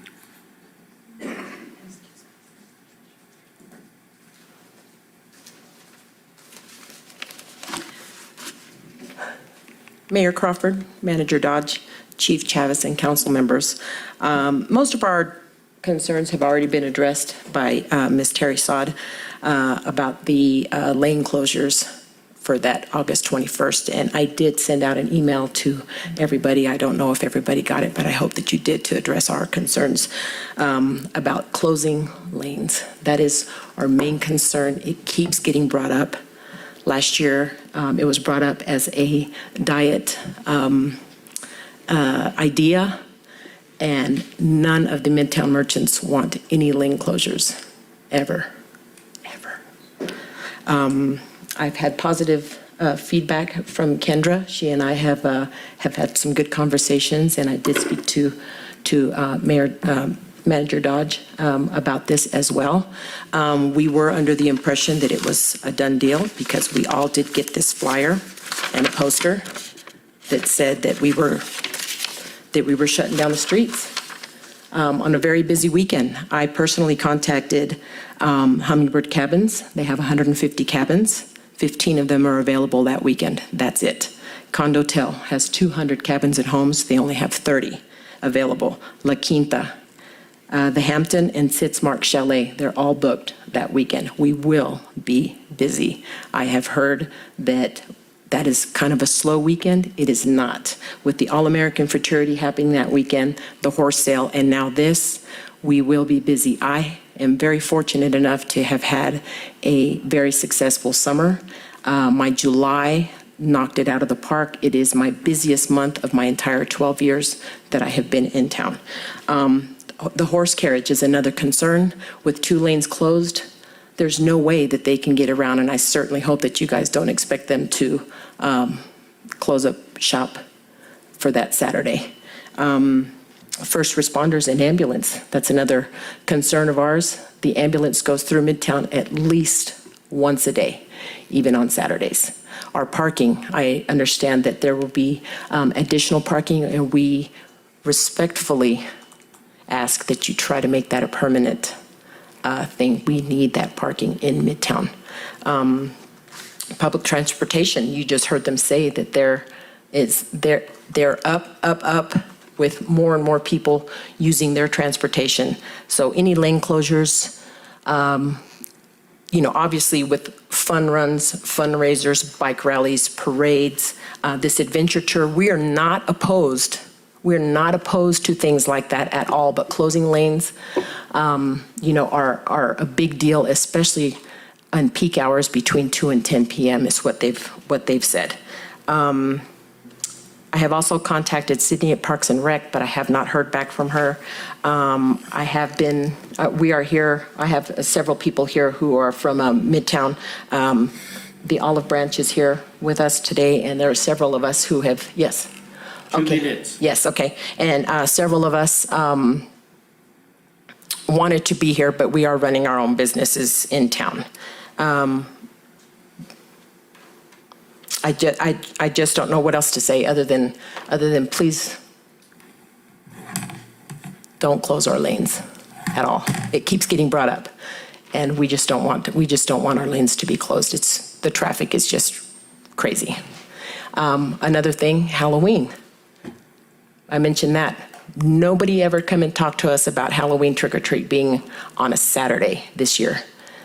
I, for one, will not be closing my business, and I will not participate. As far as I know, there are several of us who have said that we will not participate in the trick-or-treat if it's on Saturday. I cannot afford to close my business on the busiest day of the week. Nobody ever comes and talks to us, and I hope that Kendra will be finally the person who comes door to door. That's what we want, is somebody to come door to door and talk to us and tell us what your ideas are. We're not completely opposed to everything.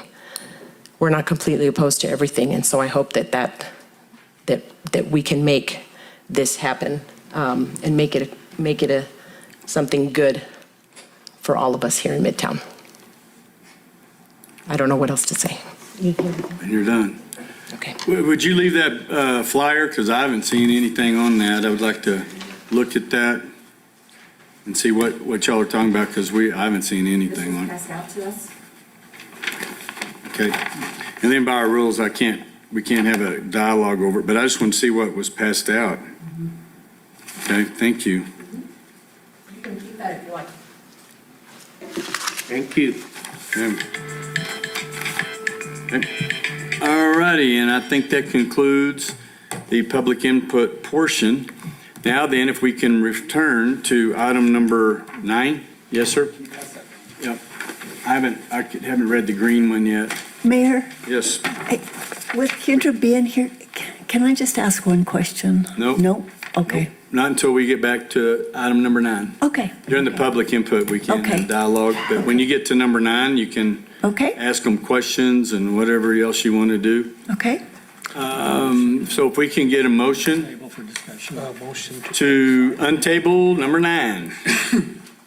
Mr. Mayor, move the item number 9 from the table for discussion as part of our regular items. Second. Okay, roll call, please, Ron. Counselor Jackson, Aye. Counselor Letterman, Aye. Counselor Eby, Aye. Counselor Salas, Aye. Counselor Cornelius, Aye. Counselor Coughlin. Aye. Thank you. And I'm sorry, Counselor, I didn't mean to be so abrupt. but No, yeah, not at all. You'll get to ask questions now on this part of, it's Robert and whoever else made the rules. So, anyway, Kendra, would you please come back up so that we can ask some more questions? Counselor Letterman, would you like to lead? Yes, thank you. Kendra, does the Midtown Association have meetings for businesses to come, people from each business so that they can come and listen to, and give ideas and listen to your ideas and? In my 4 years of involvement on the board, we've only had a handful of public meetings, and actually these ladies have come to our public meetings that we have had available, and it was something that I was chomping at the bits to get involved with, and it was all closed meetings. And so once I was nominated to be on the board, then I got to attend the board meetings and such. So that is something that actually are in our 4 points, it was highlighted for this year, and strengthening communication in the district and opening up some public forum to so we can start working on that kind of growth for the organization. Thank you. Okay. Any, Board meetings should be open to the public. I never quite understood that, but we haven't operated that way. And I know it's usually under a special request that person's maybe written in on the agenda. And so and that is something I can totally look into. I mean, I only did one board meeting. To listen in, not necessarily to participate. Sure. But the public should be available to come to any. Sure. Yeah, that's why I said I was chomping at the bits. I was like, tell me what to show up. Where do I go? And so it was something that I knew that if I was interested in attending, that other people would also be. Sure. And it's come up again, so. anything else?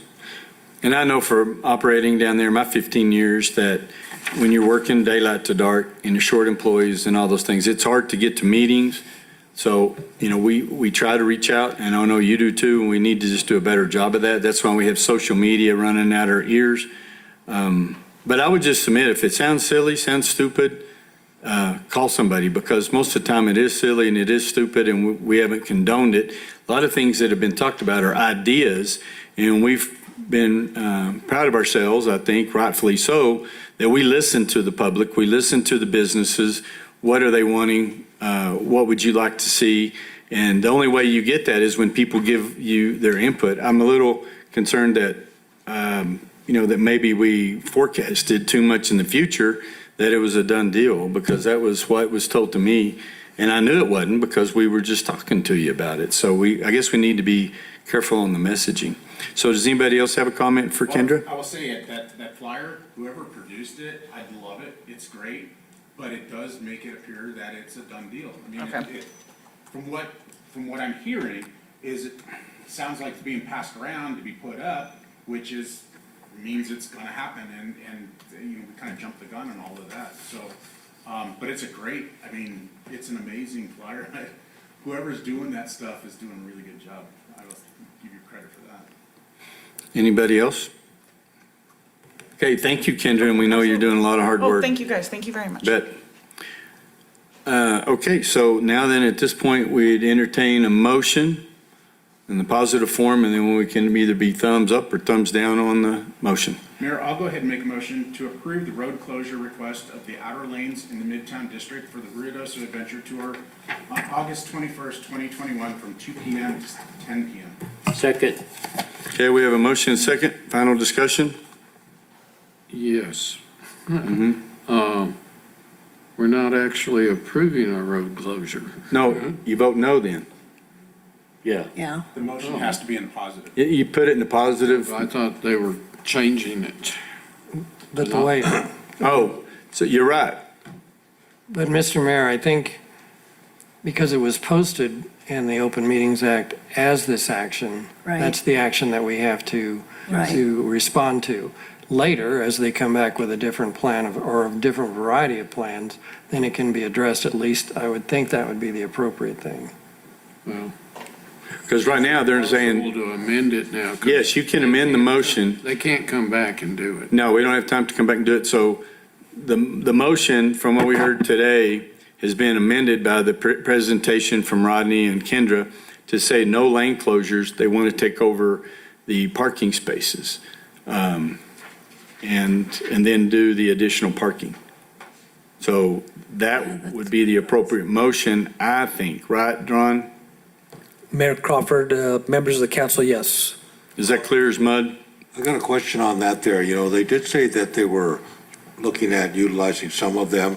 Of course, there was no interaction with different merchants and such. So on my part, I would agree with something like that if that final draft or final plan came to at least somebody that let's say the village manager and the mayor for approval.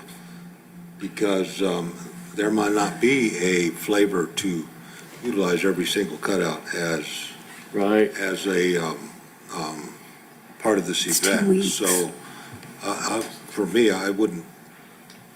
Go ahead and finish, Joe. So I would throw out a motion, an amendment as far as the motion goes upon approval of the manager and the mayor. Okay. Because that would expedite any type of action going forward. I mean, it wouldn't delay. If they could come to with their final draft, the plan, after interaction with, and then get the approval.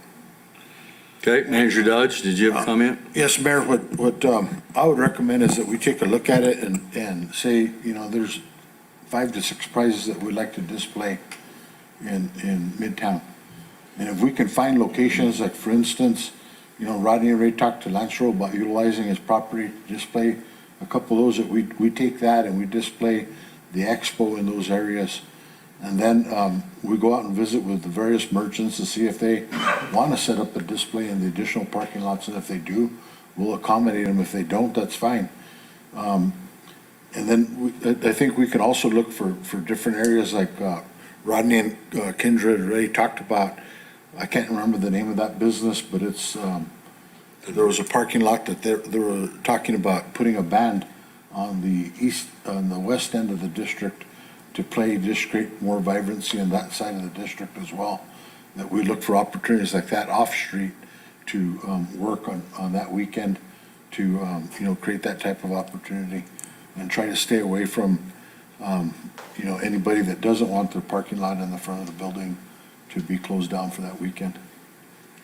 Okay, so we don't really need a motion for that. I mean, that can be just something that we can direct staff to work with businesses that are willing to be a host to one of either the Razor or the Jeep or personally, I think it would be an attraction to my business. I would think that people would line up and you'd be any, meeny, miny, mowing it. But I'm wrong, I guess. So I just want to make sure that however we word it, we're not closing lanes. right, so I think that the motion would be amended to, in the positive, to accept the presentation where we would be utilizing the cutouts, but no lane closures. But there's so much of it that's still up in the air. Mm-hmm. So, my question would be, since this is what was advertised on the agenda, and to the public, is requesting to shut it down, don't we have to deal with this? Yep. So we have to deal with this, and the other wasn't advertised, which we just found out about it sitting here this afternoon, as far as what the other potential plans are. So how do we, me, I'm looking at it, we have to deal with this that's on. But if we have if we don't want the lanes to be closed, they just brought up a presentation and we can we can go ahead and go through with that as long as the merchants, as long as Kendra and Rodney's staff go to those merchants and say, is it all right if we do something with your cutout? If not, they won't do it. But it's really not their cutout. I mean, that's the point, is that those belong to all the businesses down there. And I know there's still business people down there that use them for their employee parking. I never have figured that out. But anyway, so I think you're right. We have a motion on this particular agenda item, and then we can come back and you can amend another motion. Right? Ron? I don't think you can add another agenda item, but we can handle the permitting administratively as well. Okay. Because there are allowances for us having events, and it's an administrative process as well, so. Okay, do you follow on that? So we just move forward with this with no amendments? So I will rescind my motion and allow somebody else to make a motion then. Okay. I think that's the motion we needed. Go ahead. No, but I thought we needed to act on this motion. Yeah, we do. Yep. And that's the one you made. What you made as What I this, and made, I second it. But this doesn't allow for the other stuff that we were talking about. Right. Well, I think what Councilor Letterman just said, that we go ahead and act on the motion as advertised. Okay. And then we can direct staff to go ahead and work, and then also RMA with Rodney, with Kendra, to talk to the businesses down there with the cutout, and then finding places to showcase the grand prize items. Is that what we were talking about? That's what I. Pretty much, because you can handle that administratively. It's clear as a motion. Yeah. I still don't see how you're going to get it done in 2 weeks, less than 2 weeks. So then I'll amend my motion to. You just withdrew it. Oh, okay, forget it then. Well, no, I mean, you Mayor- made a motion. Okay. Make a new one. So Yes, sir. Mayor Crawford, members of the council, we could also approve the expo, but not approve the lane closures, if you want to do as part of an amendment. Clever boy. So we can go ahead and make the motion. Go ahead. All right, this is, whoa. All right. I think that's good. Purposes of amendment and Ready to. discussion, I move to approve road closure request of the outer lanes in the Midtown District for the Ruidoso Adventure Tour Expo on August 21st, 2021, from 1400 to 2100 hours. Is that what we wanted? No, that's not what we want. I think that we were talking about But you- an amendment to number 9. But you haven't got a motion on the floor to amend. That's why I'm reintroducing the motion. Okay. Right. I make a motion to amend. Councilor Wait, we don't have a Jackson. second on the I'll motion. second that motion. Okay. Okay, Now now, you go. I make a motion to amend Councilor Jackson's motion to approve the expo but deny the closure. Second. and friendly amendment is accepted. Okay, and so we had a second, and you, friendly Yes, amendment, and you accept it? I accept it. Mayor Crawford, we have a motion by Councilor Eby, second by Councilor Letterman, and that's to approve the expo without approving the road closures. That's right. Okay. Roll call. Councilor Eby, Aye. Councilor Letterman, Aye. Councilor Salas, Aye. Councilor Cornelius, Aye. Councilor Coughlin, No. Councilor Jackson. Aye. Okay, so there we go. That concludes the regular items. And now we will move back to mayoral reports and presentations. And we have the introduction of new employees to the village. And give us just a minute to flip over. Thanks, everybody, for attending. Okay, introduction of new village employees. First, we have Zeke Greer, date of hire, July 19th, 2021. Come on down and say hello, Zeke. I think we're all pretty much familiar with Zeke. He's been working on a lot of projects around here. We've heard his voice. Now we get to see his bright and shiny face because we've been dealing with you for Zoom for over a year and a half. So Yes, sir. welcome aboard, and you're going to be Project manager for the Capital Projects Department. okay. Beautiful, and I know that Karen will be very happy. So this is your council. So if there's anything that we can do, we're here for you, and we appreciate it. And you only have to shake hands if you're not Larry. Thank you, Zeke. Welcome aboard, buddy. Next, we have Myrna Belindo. Date of hire was also July 19th, 2021. What department are you in, Myrna? Capital Projects. You're in Capital Projects. Good deal. So welcome to the team, and we appreciate you here. And these are the folks, if you have any issues, that you come talk to or holler at us, one of the two. Hopefully, we don't have any of those. New purchaser. New Yeah, purchaser. I'm the new purchasing agent. Okay, awesome. Purchasing, great. Thanks, welcome. Next is Rochelle Flores. Welcome aboard. Date of hire, July 21st. Thank you. Welcome aboard. Welcome. Is Rochelle Flores here? I noticed. Not up? I don't know what department she's in. I don't have it listed on. Aquatic manager. She's the what? Temporary Aquatic manager. considering the pool shut down. Huh. The lake. Okay, Crystal Salas. Any relation? No relation. Date of hire, 8/2. And this one's a welcome back. Welcome back to the, is this the library? Yes. We're glad to have you back. We're looking forward to getting that back open. Awesome. Thank you for having me back. Thank you for coming back. Thank you. And then Christy Alvarez, 8/2/21. Christy, and you'll have to say your name one time. I think that's the first time I've ever seen it written down. My real Or name come or back. what I go by? Your real name. My real name is Crisanti. Crisante. Almost like the wine. What do you think about wine? You know. Presente. What department are you again? In the short-term rental department. Short-term Oh, rental. nice. Thank you. That's a big department. It's a new department that's grown considerably. Then we have promotions. Oscar Ulate, is that right? Parks and Maintenance, 4, effective July 31st. Oh, Oscar, Oh, of course. he's been around here forever. I just suppose. The old new guy.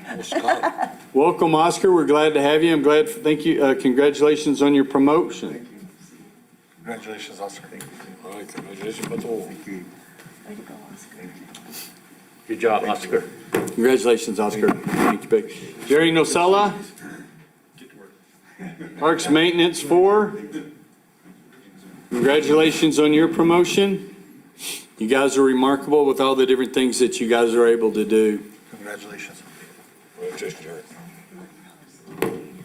Thank you, sir. Congratulations. Okay, then we'll have in the Popo, the police department, we have Stephen Minner is promoted to administrative lieutenant effective 8/1. Mayor, on the police department, we're going to be bringing them in next month. Okay? I can still talk about it because they've already been promoted. Jamie Urban has been promoted from sergeant to patrol lieutenant, effective 8/1. And then we have a transfer in the police department.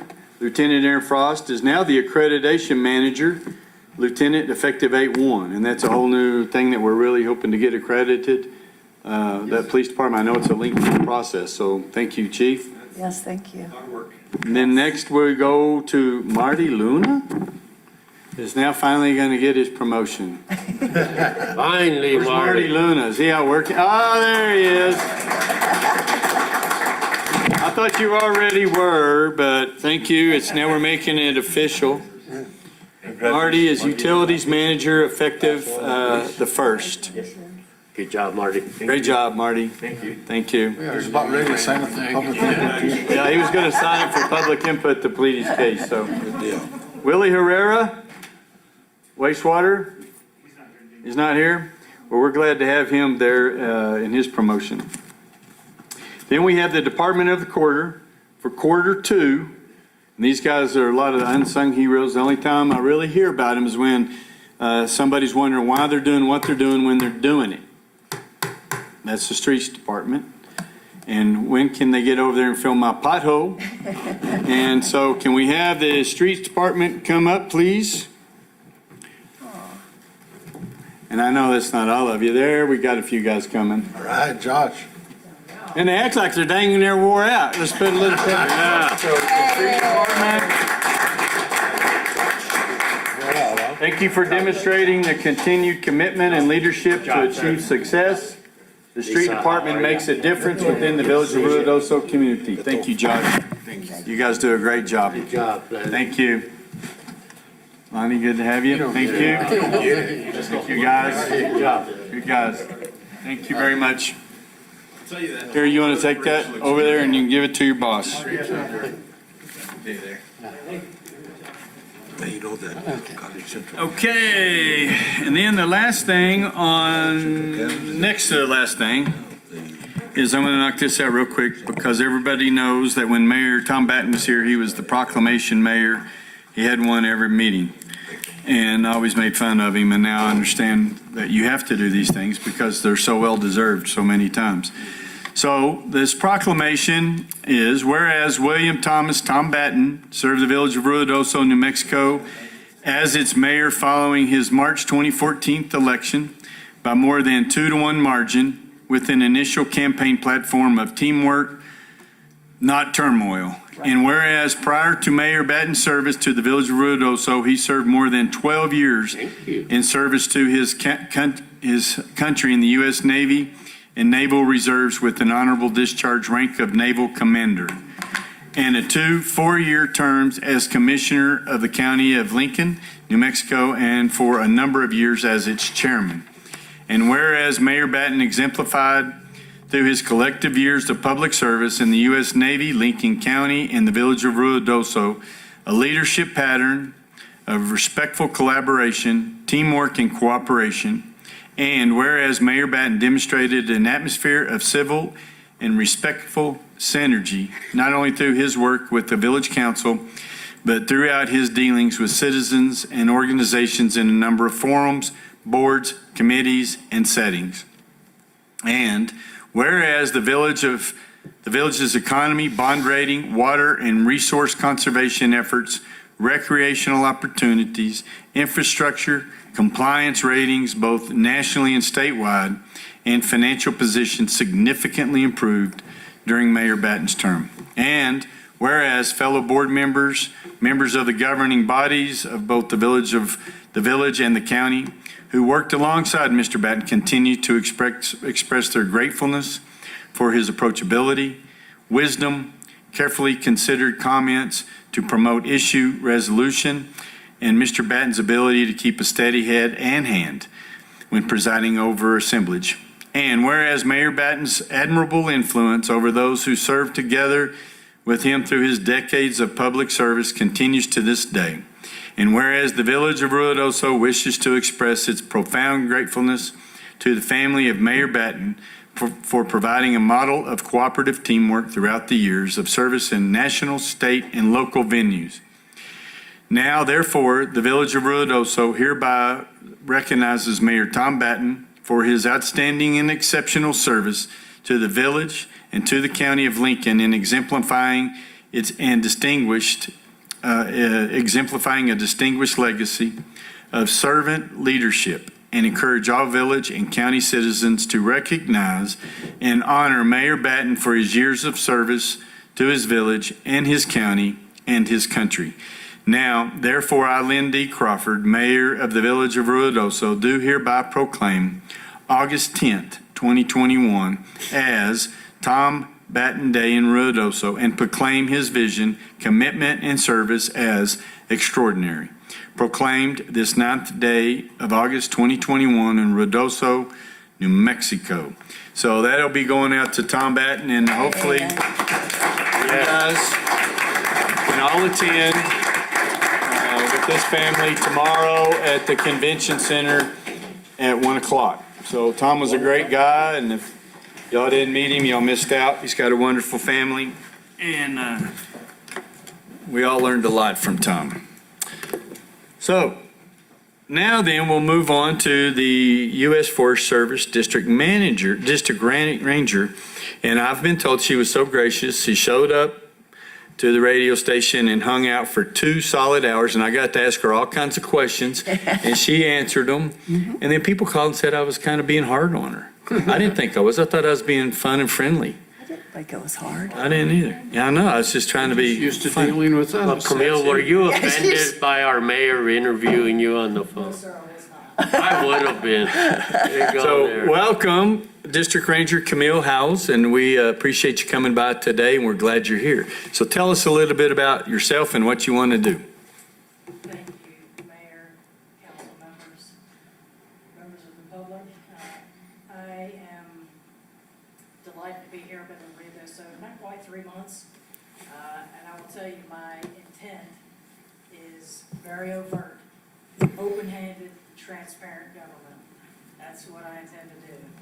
I want to be a partner, I want to be a neighbor, and I'm looking forward to many years to come as a resident of this lovely city, this great county, and so delighted to be here. Thank you. Thank you, and then your husband will be coming in pretty soon. He will. So we'll have to meet Marty. Yes. Yeah, that was the other Marty I was telling you about. Said I only know one Marty, now we know 2. That's a great name. So anyway, we're glad to have you here, and we appreciate your testament to openness and whatever. And I know it's a political position, so when it gets thick, you can come hide out with me. So, but we appreciate it, and anything you need from us, we're willing to do. So we look forward to it. Does any of the council have anything they'd like to say? I'd like to ask a question there. You said, welcome Camille to the community and welcome to being the director there at the Lincoln Smoky Bear Ranger District. You said that you've been here 3 months now. Almost. Almost. So with that there, have you identified any changes that you see that you want to implement here in this district? On the landscape? On anything within your purview as the district manager? You know, interestingly, regarding your capital improvement projects, what I've heard from my staff is before we pile on more, let's finish what we started. And that is a main focus. I mean, not only do we want to take care of the items that we've already got in our queue, so to speak, but as you well know, the accomplishment of those things certainly goes to morale for the team. So that's a big push that I'm trying to concentrate on, focus on, and to resource so that we can get some of these things off of our plate, much like some of your heavy-duty water projects. So. Okay, great. It's good. Thank you. Anyone else? I wish you luck. It's not an easy job, and like the mayor said, it sometimes can be very political. So just get some thick skin and just always do the right thing. Thank you. That'll get you through it. But on the radio, I said she has this real calming demeanor. And it's just like my blood pressure goes down. And so I think that you'll be a welcome. Sometimes that's needed. It's very much needed. Yes. I confess, my Marty tells me I'm spring-loaded, so. Spring-loaded, oh. It's real red hair. I got you. Been there, done that. Well, anyway, welcome to the community, and let's not be strangers. Indeed. Thank you for coming by. Thank you. All right, and she had to wait around all I know, oh afternoon my for that. gosh. I know. I guess I am being mean to her. I don't know. Okay, new board appointments. This is the one that was mentioned previously. And so with this new Council of Governments, the new appointment and reappointment to the Southeastern New Mexico Economic Development District Council of Governments, I would like to appoint Councilor Coughlin to replace me on that, and then the reappointment of Timothy Dodge. Mr. Mayor, I move to approve the appointments as presented. Second. Okay, roll call, please, Ron. Counselor Jackson, Aye. Counselor Letterman, Aye. Counselor Eby, Aye. Counselor Salas, Aye. Counselor Cornelius, Aye. and Counselor Coughlin. I think he does this because he wants to be further away. Aye. All right. Thank you. Perfect. Now then, we will move on to report from all village departments. Manager Dodge. Mayor, one of the things I want to point out is, the village manager report, we've used that as an internal document. And one of the things that I'm going to start having Yvonne and Carrie work on is actually taking excerpts out of that and putting it into a newsletter, like a Village Insider or whatnot, and sending it out either electronically or paper, with a report from the mayor on there on an annual basis, or a monthly basis. Monthly. So I just want to let you know that I'm going to be taking that, and we've never really sent that report out. We posted it, but I think there's a lot of good information in there that needs to go out, especially on some of the sections. I think we need to have a financial matter section that we're informing the public on where we are financially and having some key points in there. The village is doing an extremely good job when it comes to leveraging dollars and bringing in additional grant money. And oftentimes, and I think we've heard comments that people saying, why is the village spending all this money? Well, we're spending it because we're bringing in the grants. Right. And as you start to look at these federal infrastructure dollars that are getting ready to come down, I think the community is going to have those questions as well. Is, where's all this project money coming from? So I think it's important that we start putting that information out there.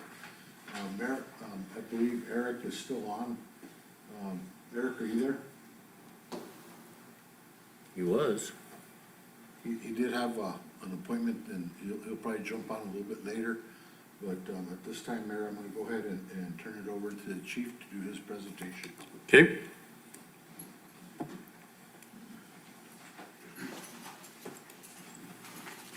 And my mic was off the whole time. Oh, was it? Who's running the deal over there?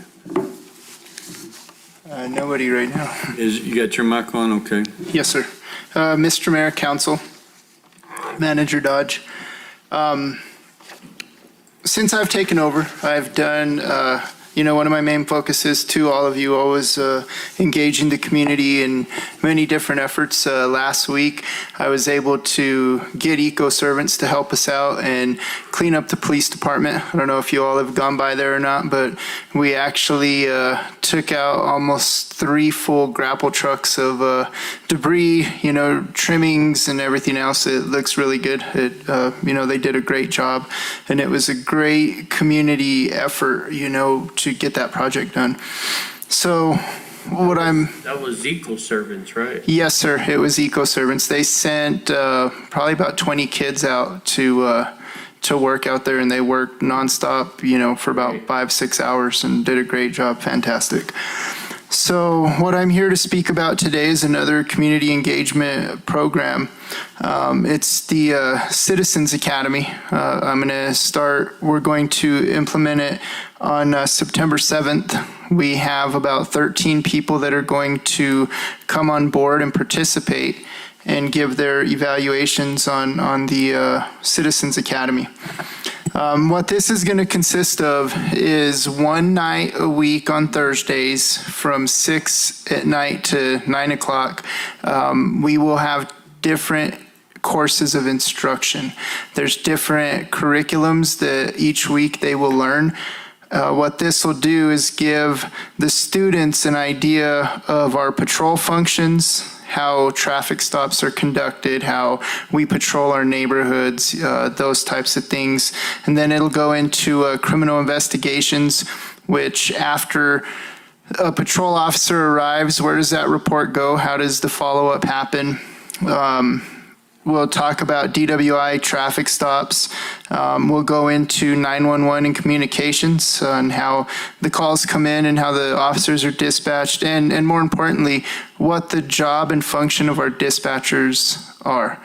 A lot of times they get neglected, but they are the people that get the right response to the right incident.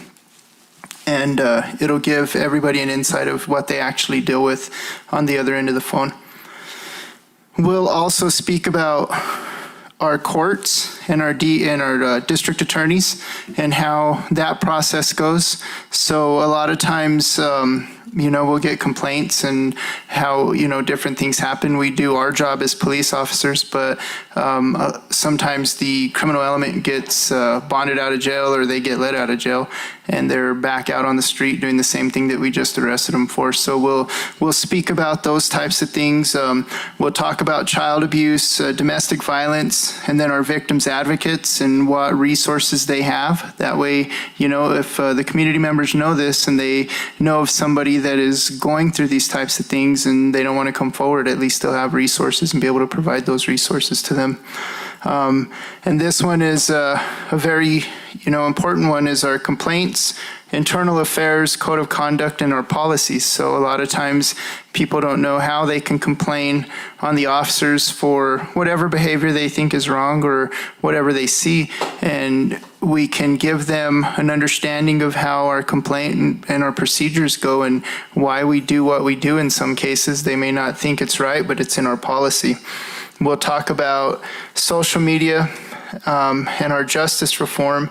And then at the end of it all, we'll make a mock crime scene and let the participants apply what they've learned the last weeks and then move forward with graduation and a dinner. So in a nutshell, that is the process and the procedure of what the criminal or the Citizens Academy will consist of. Does anybody have any questions?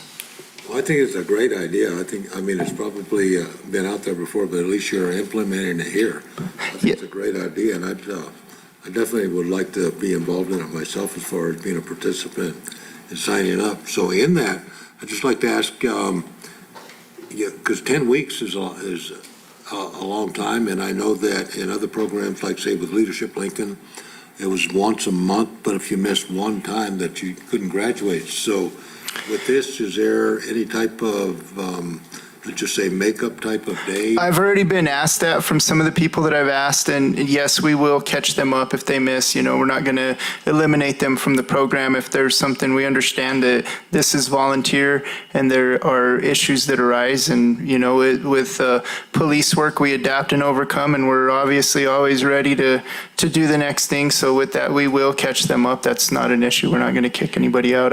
Like I said, I've already spoke with a couple of participants, and a lot of the credit with this, I was planning on having Deputy Chief Hill present this to you all today, but he couldn't be here. So with that, he has overseen this program before in Texas where he was at. So the credit goes to him. I'm just kind of going off of what he said, but he has put a lot of work into this. He has gathered up the curriculums and gathered up input from the officers internally to go forward with this program. So all the credit goes to DC Hill. I know several people that have been through it up in Albuquerque, and they have nothing but great things to say. I think especially now, this is a perfect opportunity for citizens to understand what the police departments go through, and to understand that it's not what the perception may be, and the professionalism that is deployed by our officers. So whoever gets the credit, this is a great thing, I think, for the village. Yes, sir. Mayor? Yes, ma'am.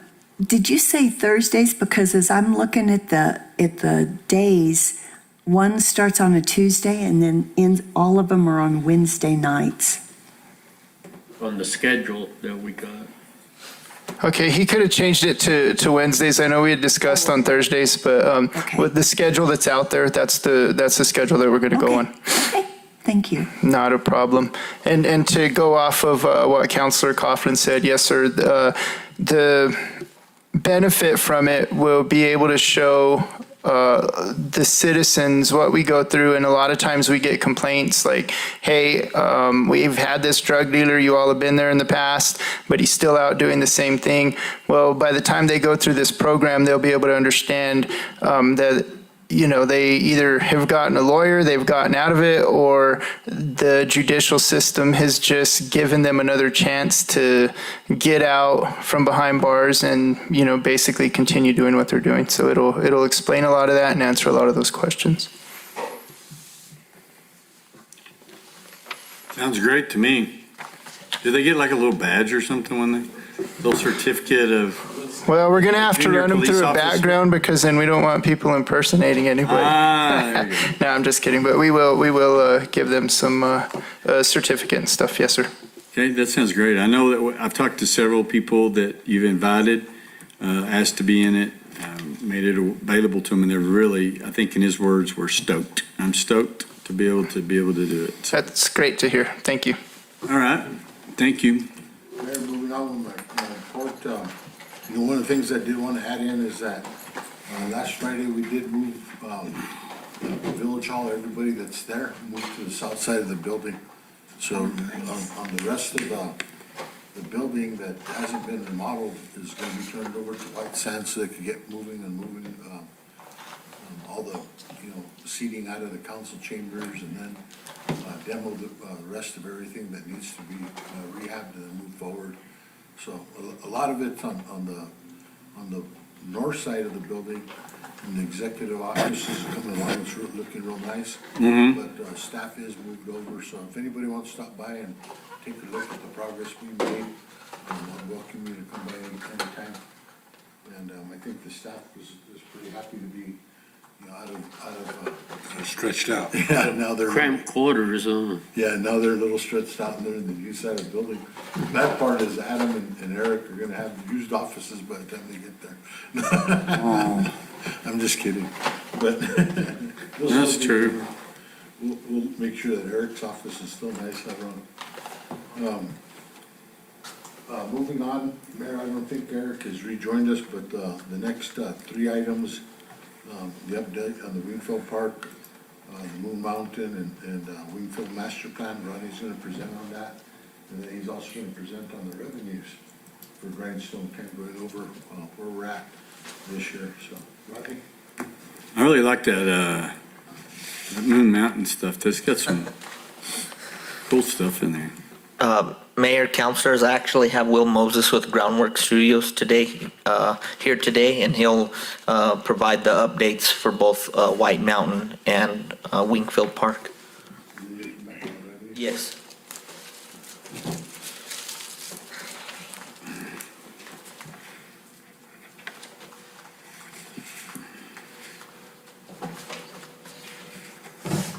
I missed my cue there. Sorry about that.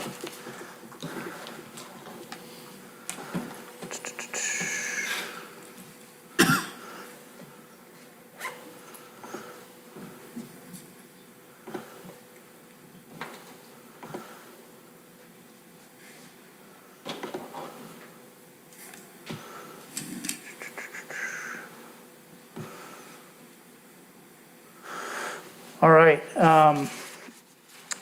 So I'm going to give you kind of a quick review of where we're at with both the Wingfield Park Master Plan and the White Mountain Master Plan. So this is where we started with Wingfield Park. This is the schematic plan from the comprehensive plan that Site Southwest put together. So we started with this, and on June 5th, we had our first public outreach session at the farmers market at Wingfield Park, and this is the plan that we presented to the public to solicit feedback. You can see it's pretty similar to the Site Southwest plan. There's a few minor changes. We got rid of the parking lot over by the playground. Based on the feedback that we got on that day, the community, some of the highlights for suggestions that we got from the community were for a community garden and edible landscape, more trees on the east side, a dog park, more shade, possibly expanding the existing shade structure that's out there, an exercise course, a flat area for court games like bocce or petanque, additional parking, accessibility improvements, horseshoes, a permanent stage, lighting like security lighting. Let me see, a splash pad, and extending the park to the northwest across Grindstone Canyon and Wingfield. So we took that, we met with the steering committee for the first time on June 15th. We presented a design similar to this. They made some comment, we made some adjustments based on what we heard from them. July 13th, we had a village staff meeting where we got some feedback on the village tree ordinance. And we talked about the stage and what will be needed for the stage. So the stage got a little bit bigger. If you like, I can kind of walk you through what we're looking at on the plan. Yeah, sure. Okay, so essentially, can you see my cursor on the screen there? I'm up on the north side. Oh, there it is. There we go. Yeah. All right. So up here, what we have is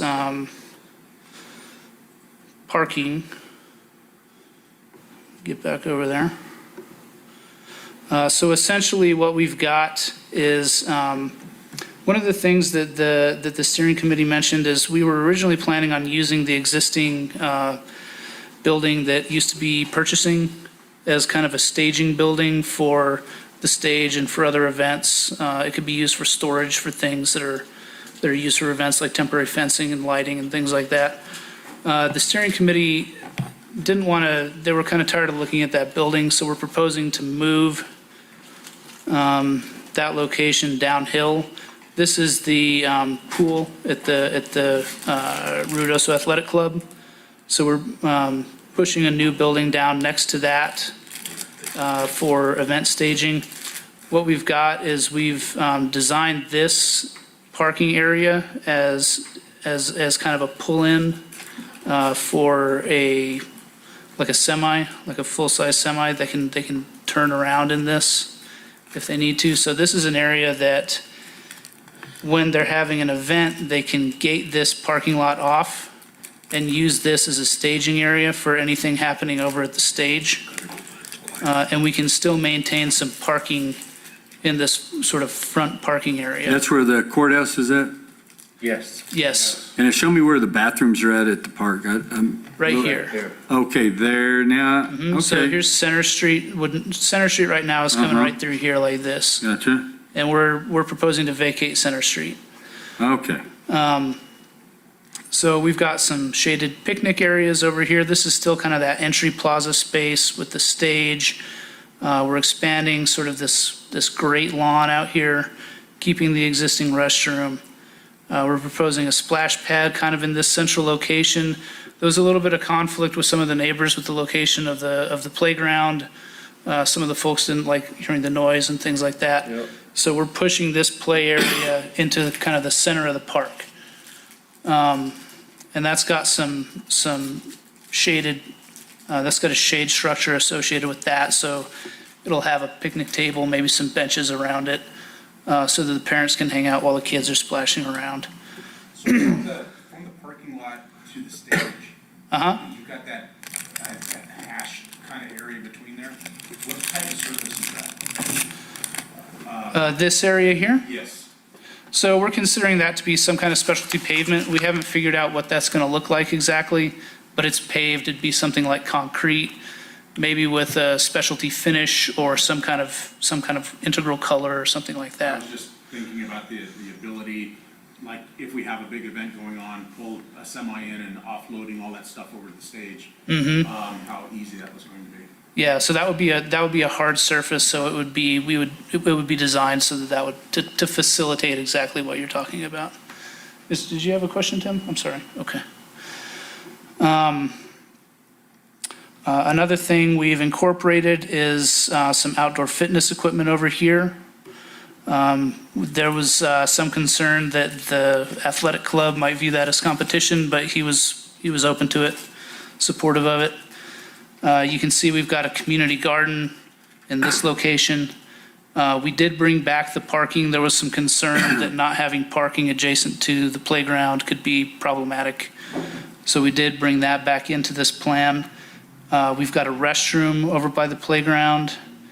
And Okay, is the playground staying where it's at? playground is proposed to And stay you're where talking it's about putting at. the restroom right there, Yep. okay? So how's the access to that parking lot? Coming off of Spring and then turning down? That's Harbor correct. Center? Uh-huh. So this is basically the alignment of center right now. Spring is right along here. So it's essentially exactly the same as it is now, minus the, minus Center Street over here. Just to speak about sort of the evacuation of Center Street real quick, they did put out some traffic counters, and they did a temporary closure of Center Street. And we did get those traffic counts. We got them to our engineer to evaluate, to talk about the implications of closing Center Street. I just got the report this morning as I was driving down here, so I haven't had a chance to review that yet. But initially, it looks like essentially the traffic on Spring Street is way down with that closed. And so it indicates to us that a lot of the traffic on Spring Street is probably people driving up Center Street to go to Grindstone or Right. somewhere back in there. And they missed that initial turn Right, and they're coming up and they're cruising down Spring Street. right. So the counts on Wingfield, just on kind of the preliminary observation, they went up a little bit and Spring went down. So in my opinion, it seems pretty viable to close off Center Street through the park and expand across there. I'm just wondering about the increased traffic for an event and that parking lot being open and people coming on Spring from Grindstone. Yeah, and there may be some of that. That's where I was concerned of. Well, so this is, so we went through this iteration, and we showed this to the steering committee again, and we came back, and we have another iteration. So this is the most current version, and I'll walk you through a couple of the changes here.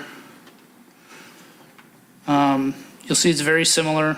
We started looking at the grade in this location, and it looks like we're probably going to need to have some steps and a ramp up into this entry plaza. One of the big things that came out of the last steering committee meeting was the idea of, and it sounds like this has probably already been discussed, but the idea of putting in a multi-level parking structure across Wingfield Street from the courthouse to kind of take up some of that parking, to serve as parking for Wingfield during an event and to serve as parking for kind of the Midtown Business District. And the idea is that that would probably have a public restroom incorporated into it as well. Mayor, with that idea, it'd be my recommendation, we consider taking that parking lot all the way across that road that's below that parking lot that he's currently talking about north of The it, alleyway? and then going all the way over that, the parking lot that we have on the lower, and right behind those businesses so that. we How would you do maximize that? You just have to excavate all that out or what? You could, you would probably want to do a combination of excavating and building the structure up. So if you were to connect it to the parking lot that's downhill, like Tim is suggesting, you could come in and excavate that hillside and have the structure be lower overall, versus if you just built it up from this level, it would be higher.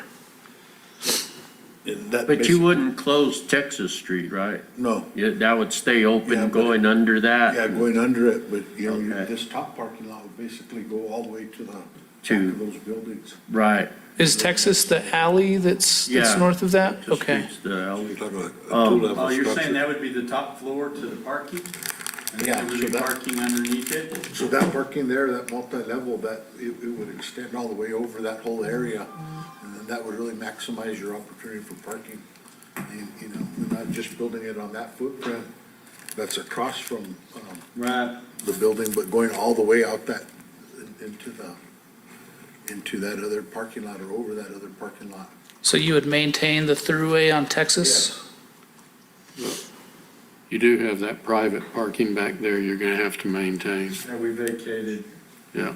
Is that where they're, you know, in the ICIP Yeah, plan? I'm Where it has a sorry. multi-level parking in the ICIP? That was $5 million, so is that just pretty much the one you guys, was that kind of, where you You'd all probably be figured close here? to 5 million. Yeah, that's what. For the parking structure? Huge parking structure like that. I haven't looked into the costs at all yet, but it's going to be expensive. And if you did something that big, you know, that would really add a lot of parking to that whole area. So Tim, when you're talking about multi-level, that picture there that shows the cars, that's gonna be one level and another level up on top of that? Yes, and then one below. And then one below when you go down to that other parking lot? Behind Cafe Okay. Rio. So it'll be a 3-level and then a 2-level? Okay. And you'd basically at that, you'd be probably about, 40 feet from the lowest level to the top. 35 to 40 feet. Mhm. And that would gain a lot of parking for that whole Midtown district. And I think that's something that's, been talked about for quite some time, is really, providing that extra parking.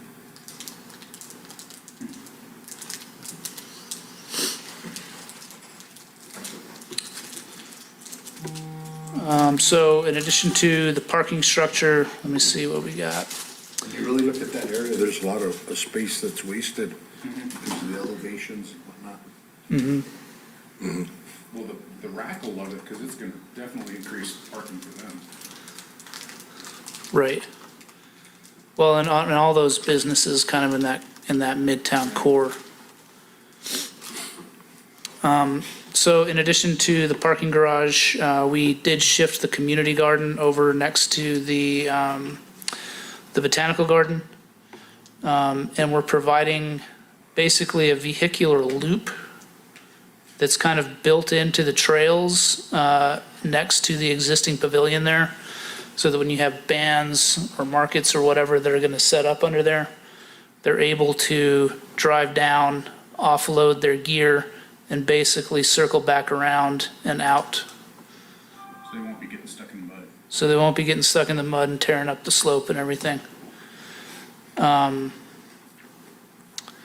that was really, those were the big changes based on the last meeting at the main park area. But we also started looking at that property that's catty corner to the northwest.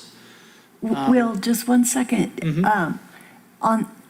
You were talking about a community garden? Yeah. What is that? You mean, that's not in front of the garden right now, right? No, it's not there right now. It would be, we No, would basically extend it to the north of that garden. Okay. One of the steering committee members is in the process of meeting with the Forest Service. I guess there's a community garden at the Forest Service office. Right. Yep. So they are in the process of meeting with the Forest Service to talk to them about, what's your level of engagement, from the community with this garden? Is this really a viable option? And is this really something that would be appropriate to the park? Because How viable it is. I don't know. A lot I'm of not, activity. During the summer, Mhm. mostly they have a lot of like youth groups that go there and go on a tour and learn about it. They do have beekeeping there and composting and stuff like that. It's more an educational thing. I don't know how much the community actually participates. right. And to have a successful community garden, you really do need that heavy community engagement. Otherwise, if people don't really use it, if you've seen a neglected community garden, they get kind of weedy and run down. And so that's why we want to kind of talk about the viability of that and talk more with the public about that and see if there's really an interest in this location to have something like that. So we're still Above testing that- this. above that is the we've got the orchard, the trees, yeah. Yeah, the Heritage Orchard. Uh-huh. So one of the things that we're going to recommend in the plan is for the village to work with a horticulturalist to see if we can get those trees cloned or somehow reproduced, because a lot of them are really kind of on the downward trend over They've there. been there a long time. Yeah, they've been there a long time, and you want to keep those varieties. So maybe work with a horticulturalist to see if we can get those propagated.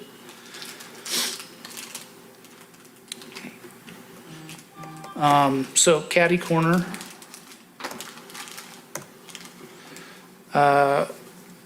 One of the things that came up was the idea of a dog park. Based on conversations with the steering committee, the neighbors have kind of a problem with people letting their dogs off leash in the park already. They fight with people's dogs in their yards. So what we wanted to do is kind of push the dog park a little bit away from, kind of being immediately adjacent to the neighbors as much as possible. So we're proposing it in this location. And what that gives you is it gives you a midtown dog park. It's adjacent to Hotel Ruidoso and the Comfort Inn. I don't know, I haven't had a chance to check and see if they're pet friendly yet, but if they are, then this is something that they can advertise that there's a dog park next door. In addition, we've got some overflow parking here. This is just really kind of diagrammatic, and some overflow parking over here on the south end. We're keeping this area kind of open because it's used for various things, and we want to keep it possible for the village to have sort of a flexible space for various events. So that's on the Mashburn property? Yes. Show me the parking lot that we put in. The parking lot that you put it on Already there. Mashburn? Down at the bottom. It's more up north. No, that's off of Wingfield. So go I up. don't think that that's on this aerial, because I think that this aerial is older. But okay, so it's in here. They're behind the hotel. Okay. All right, so we'll have to adjust the dog park location a little bit to account for that. And just because you put it in a dog park doesn't mean people won't have their dogs running off the leash. Oh, yeah, totally. They do it at White Mountain already.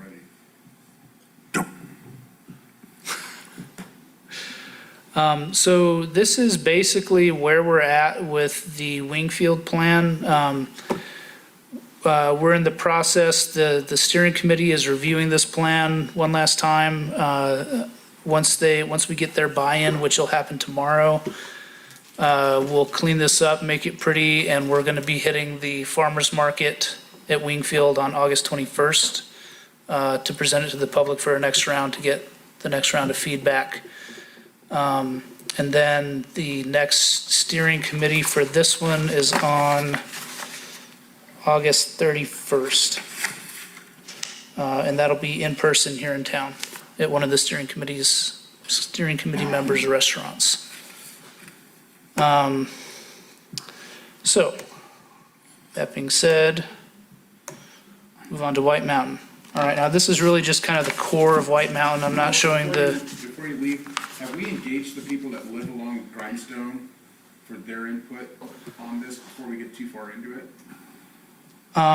Because like across from, on Grindstone, across from that dog park. Yeah. There are homes along there. So we have not engaged anyone along there yet. Okay. Well, that's one of the criteria that we discussed on that whole Wingfield deal, is that all the neighbors with the closing of Center Street and all those people had to be engaged with. Well informed, yeah. And Well, and on that Mashburn property, we haven't decided that's going to be a park. No. I already did. That's why I called it a park earlier. So that Mashburn property, isn't that also on one of the list of properties for that particular outfit to look at as far as the development or what the uses could be? So with the dog park in there, that would definitely change things Yeah, up. you don't So want to. Yeah. I think there need to be some coordination somewhere with that and that, because is that right on the edge of Wingfield? The edge of that proposed dog park there? It's on, excuse me, it's adjacent to Grindstone Canyon Road. Okay, So it's Mashburn. yeah, I just wonder where, so it's not, your entry is off of Chase? Yes, so people would park here if they were going to the dog park. So that footprint right there, what is that, about, half an acre? The dog park footprint? It's, it's right around half, 3/4 of an acre. So since this is rumored though, so, didn't we talk about putting a cemetery there? Let's see how fast that Oh gets. my to the gosh. social media. I want to be there. I want to be It's buried gonna be a pet cemetery, that's what it'll be. There's no noise now. There you go. The only thing I worry about is having the dog park on the Mashburn place when it's possible, I mean, we don't want to uproot it again if we sell the property. I would hate to, Well, because there's been a long list of people that have come with their pocketbooks ready to pay for it. I don't think anybody's ever going to buy it. I think that once we start developing it, we're done. It's gonna be a big retail. okay. Yeah. With high-end Well, it'd be condos on top. I mean, that would be a really nice dog park. Yeah, $1 million dog park. And dog park. Mayor, before we move on to Moon Mountain, can I get Eric to give us a quick report? I've been trying to get him on, and he has some other things he's working on, so. I don't know, is it that imperative? Will's here, we've been waiting on Eric. We passed him over sometimes. Do we have to hear from him today? Eric, what was it that you're wanting to report on? You were just having me report on the Wingfield Park stormwater improvements, and then I was presenting about the Upper Canyon surface diversion, and I'm available to wait until Will's done with his. Oh, you're available now? Okay. Yes. Well, I mean, it kind of dovetails with what Will's talking about on Yeah. Wingfield right now, that part. I'd be happy to hear what Eric has to say about Wingfield. Okay. Susan Best can pass that around. Oh.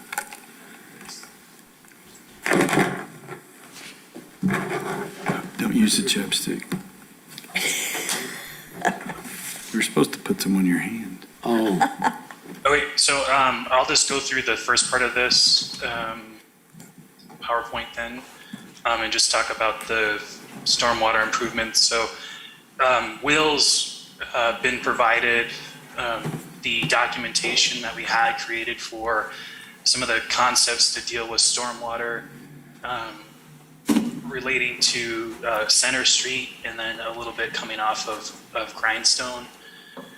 And so I just wanted to walk through some of these concepts and how they still fit within the proposal that Will is presenting. So we've got a substantial amount of runoff that's coming from Center Street that comes through the park, and that's where you're seeing that erosion on that bar ditch to the west of Center Street. And so with the configuration, we'll be able to pull water off of Center Street with some drop inlets, and we're gonna bring it on the back side of the park in what's called a bioswale for both detention. So it's gonna hold water and then release it slowly, but it's also gonna allow it to infiltrate. And so you can think of a bioswale as either kind of just a grassed depression. In this case, this bioswale is capturing runoff water and it's using it to irrigate some landscaping trees, or it can be a pretty elaborate landscaped area. And so the swale that we're looking at on the backside of the park would be more like this, where it will be grassed with native grasses. And then we'll have some supplemental trees that will get some increased irrigation from that. And then in this area, we're looking at some detention basins. And I know I'm sharing this photo here with you. This is a large detention basin. Our intent is not to have something that big. but it would be a depression in the ground that would be surrounded with trees. Again, we'd be using that infiltration capacity of the basins, pulling water off of the existing drainage that's going through the park to soak it in, and it would also help irrigate the landscaping trees around those detention basins. And then one of the issues that Rodney's had at the park is right there, the pathways that are near the current garden is constantly eroding away.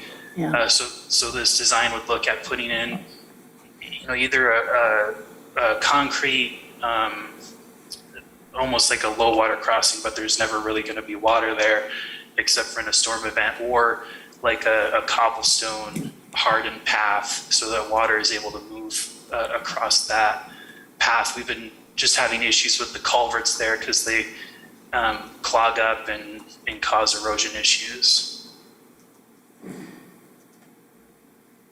And so as the water is, any water that's not able to be handled by the detention basins or the bioswale will continue down that existing drainage that's in the park.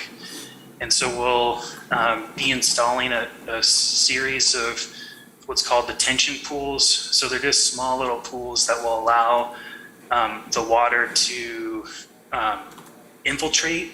And so this will help with some landscaping plants around there to irrigate them.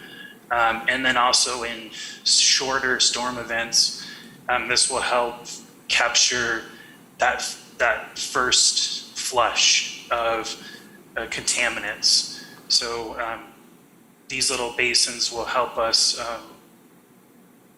control that from flowing on further down onto Wingfield. And then to kind of expand on the apple orchard on the top, this little dash line, if you can see it, and right here, this is the Wingfield ditch. And so this project, we would look at ways to kind of repurpose that portion of the ditch to capture runoff that's coming off of the hillside on the west side of the park. And then also build a grassed berm area to encourage infiltration as the drainage comes off of the west side towards the east, with this final drainage berm draining water into like a serpentine irrigation system that would drop water down from, kind of would be a slightly terraced area that would drop water down into this apple orchard. And so to expand on what Will was mentioning, so we had discussions with the NRCS, and the NRCS did talk about coming out here and identifying the exact cultivars that are out here and using those for additional propagation, but then also reaching out to other historic property owners to see if we could get some other heirloom species to propagate additional plants in this area. And then I think there's a lot of potential for us to partner and possibly get funds with the NRCS to create an outdoor education area for apple orchard management in this area. So the NRCS has expressed interest in teaching classes about apple tree propagation, pruning, harvest, maintenance, all of the things that come in association with the apple orchard. And then any additional water that's coming out of this area will be fed to a bermed area to allow one last chance for infiltration before it's passed on to the bar ditch on Wingfield Street. And then the last major component is rainwater harvest. So we're looking at installing a subsurface rain catchment basin off of the picnic shelter, and so harvesting it off of both sides of the roof and then running the irrigation pipes to the various landscaping elements that we've added, such as the apple orchard, the detention basins, and then stubbing it out close to the bathrooms. And so when this design was done a couple years ago, we wanted to make sure that there was capabilities of tying into whatever the park becomes. And so we'll be able to tie it into the landscaping for the entrance area of the new reimagined park. And so I'd be happy to answer any questions about this, but all of this stuff, as you can see, is on the west side of the park, which hasn't been changed much based off of the concept plans that we've been working on. How big is that rain harvest apparatus? I don't know. Councilor Cornelius might be able to better address what size it would be, but it would be a rather large one to capture as much as we could off of the picnic shelter roof.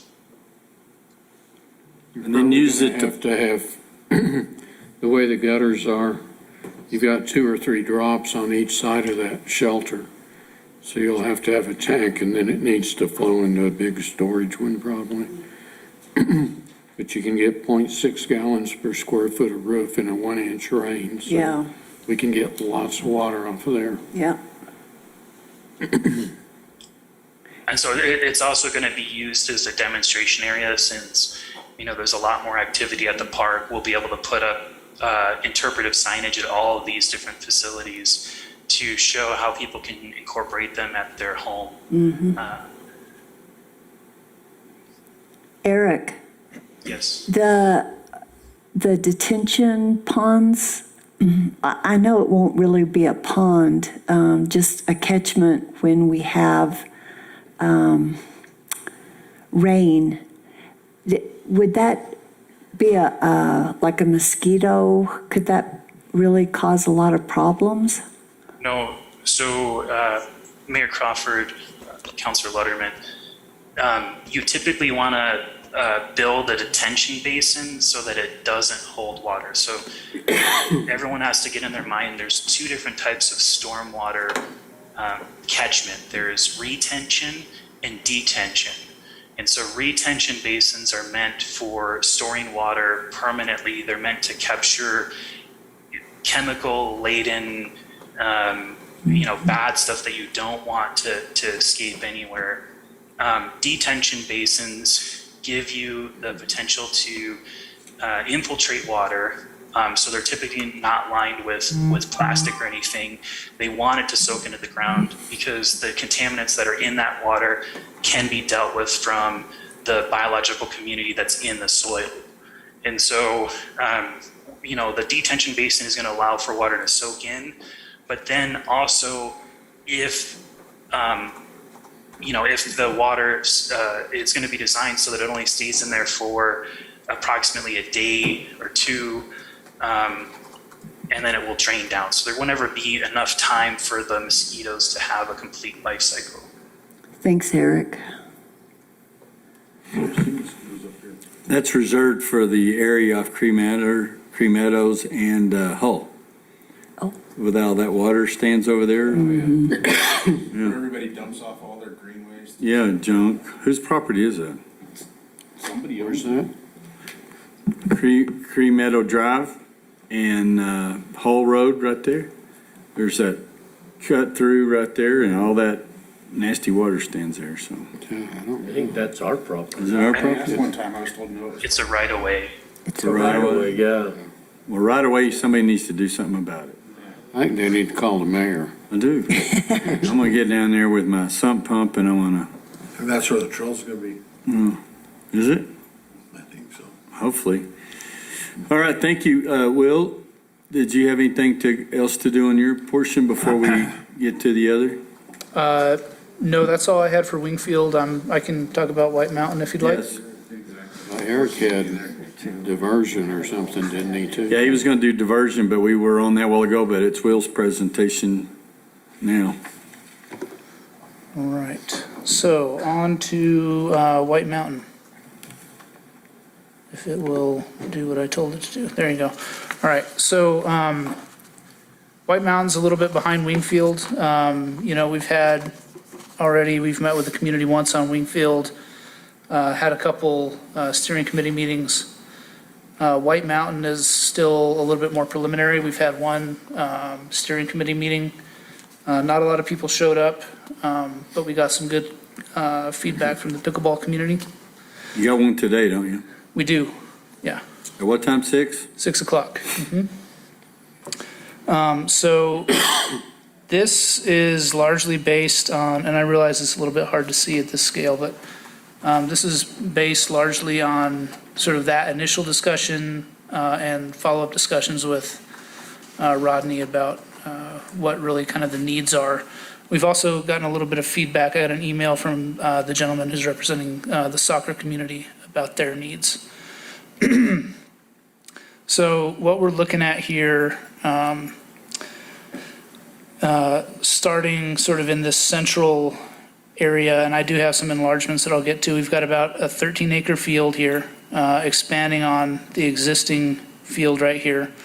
And what we've sized this to be able to accommodate is 3 sort of high school-sized baseball fields and 3 full-size soccer fields simultaneously.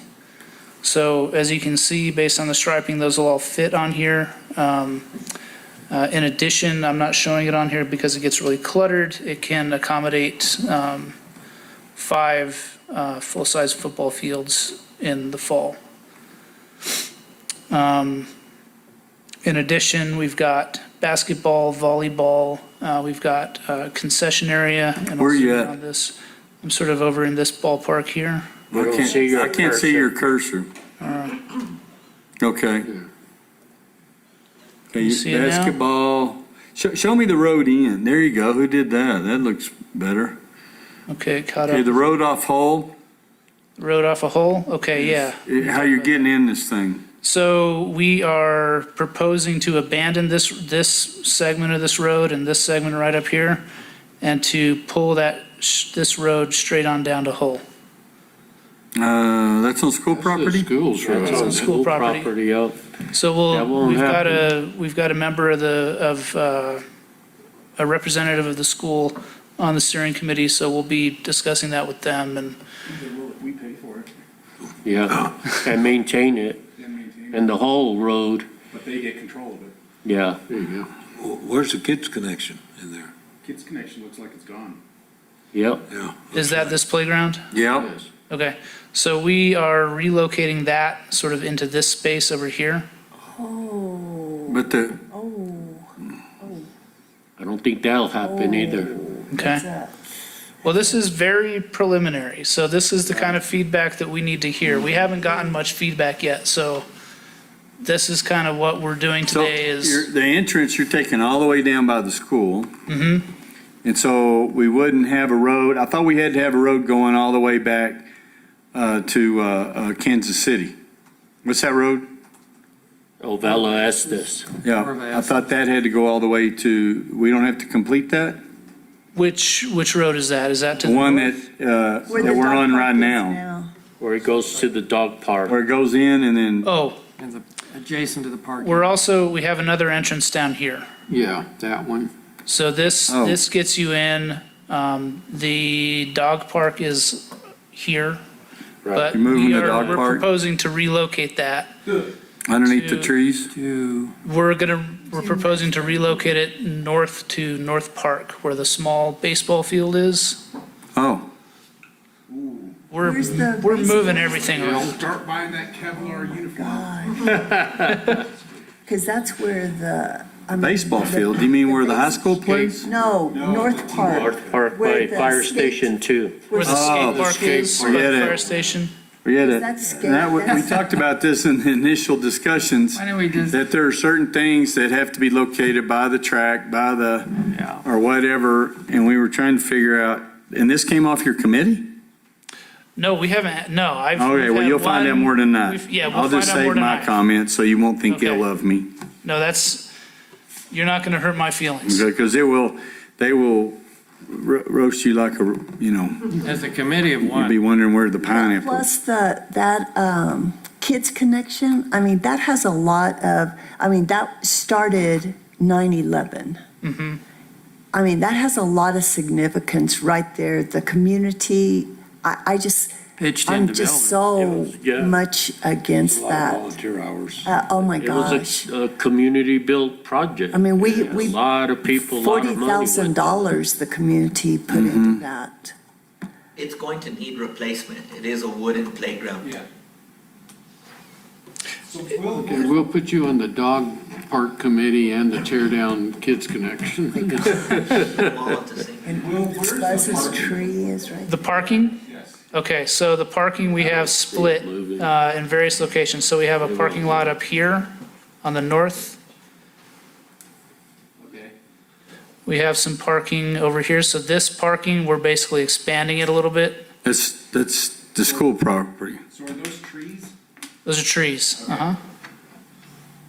And then we have a community center down here and some additional parking associated with that. So there's no parking anywhere near where you're talking about relocating the Kids Connection? There's this parking up here. That's the closest to that.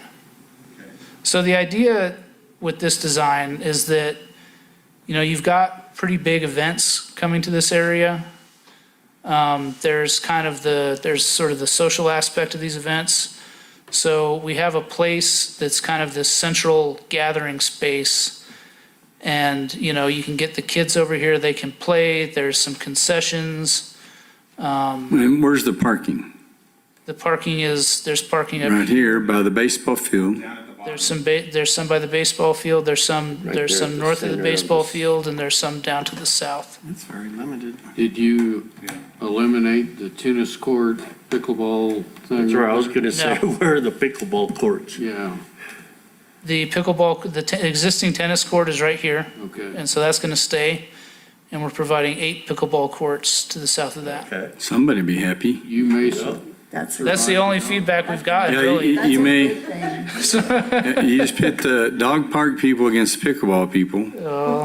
Throw in some wild horse people. I'll let y'all, you guys can all yell at me, that's all right. I'll take it in stride. Having that parking, up at the north end, it looks like a lot of congestion because that's gonna be where all the school traffic is Yep. gonna be coming and going. Where is that 9 acres we just bought, where the house is?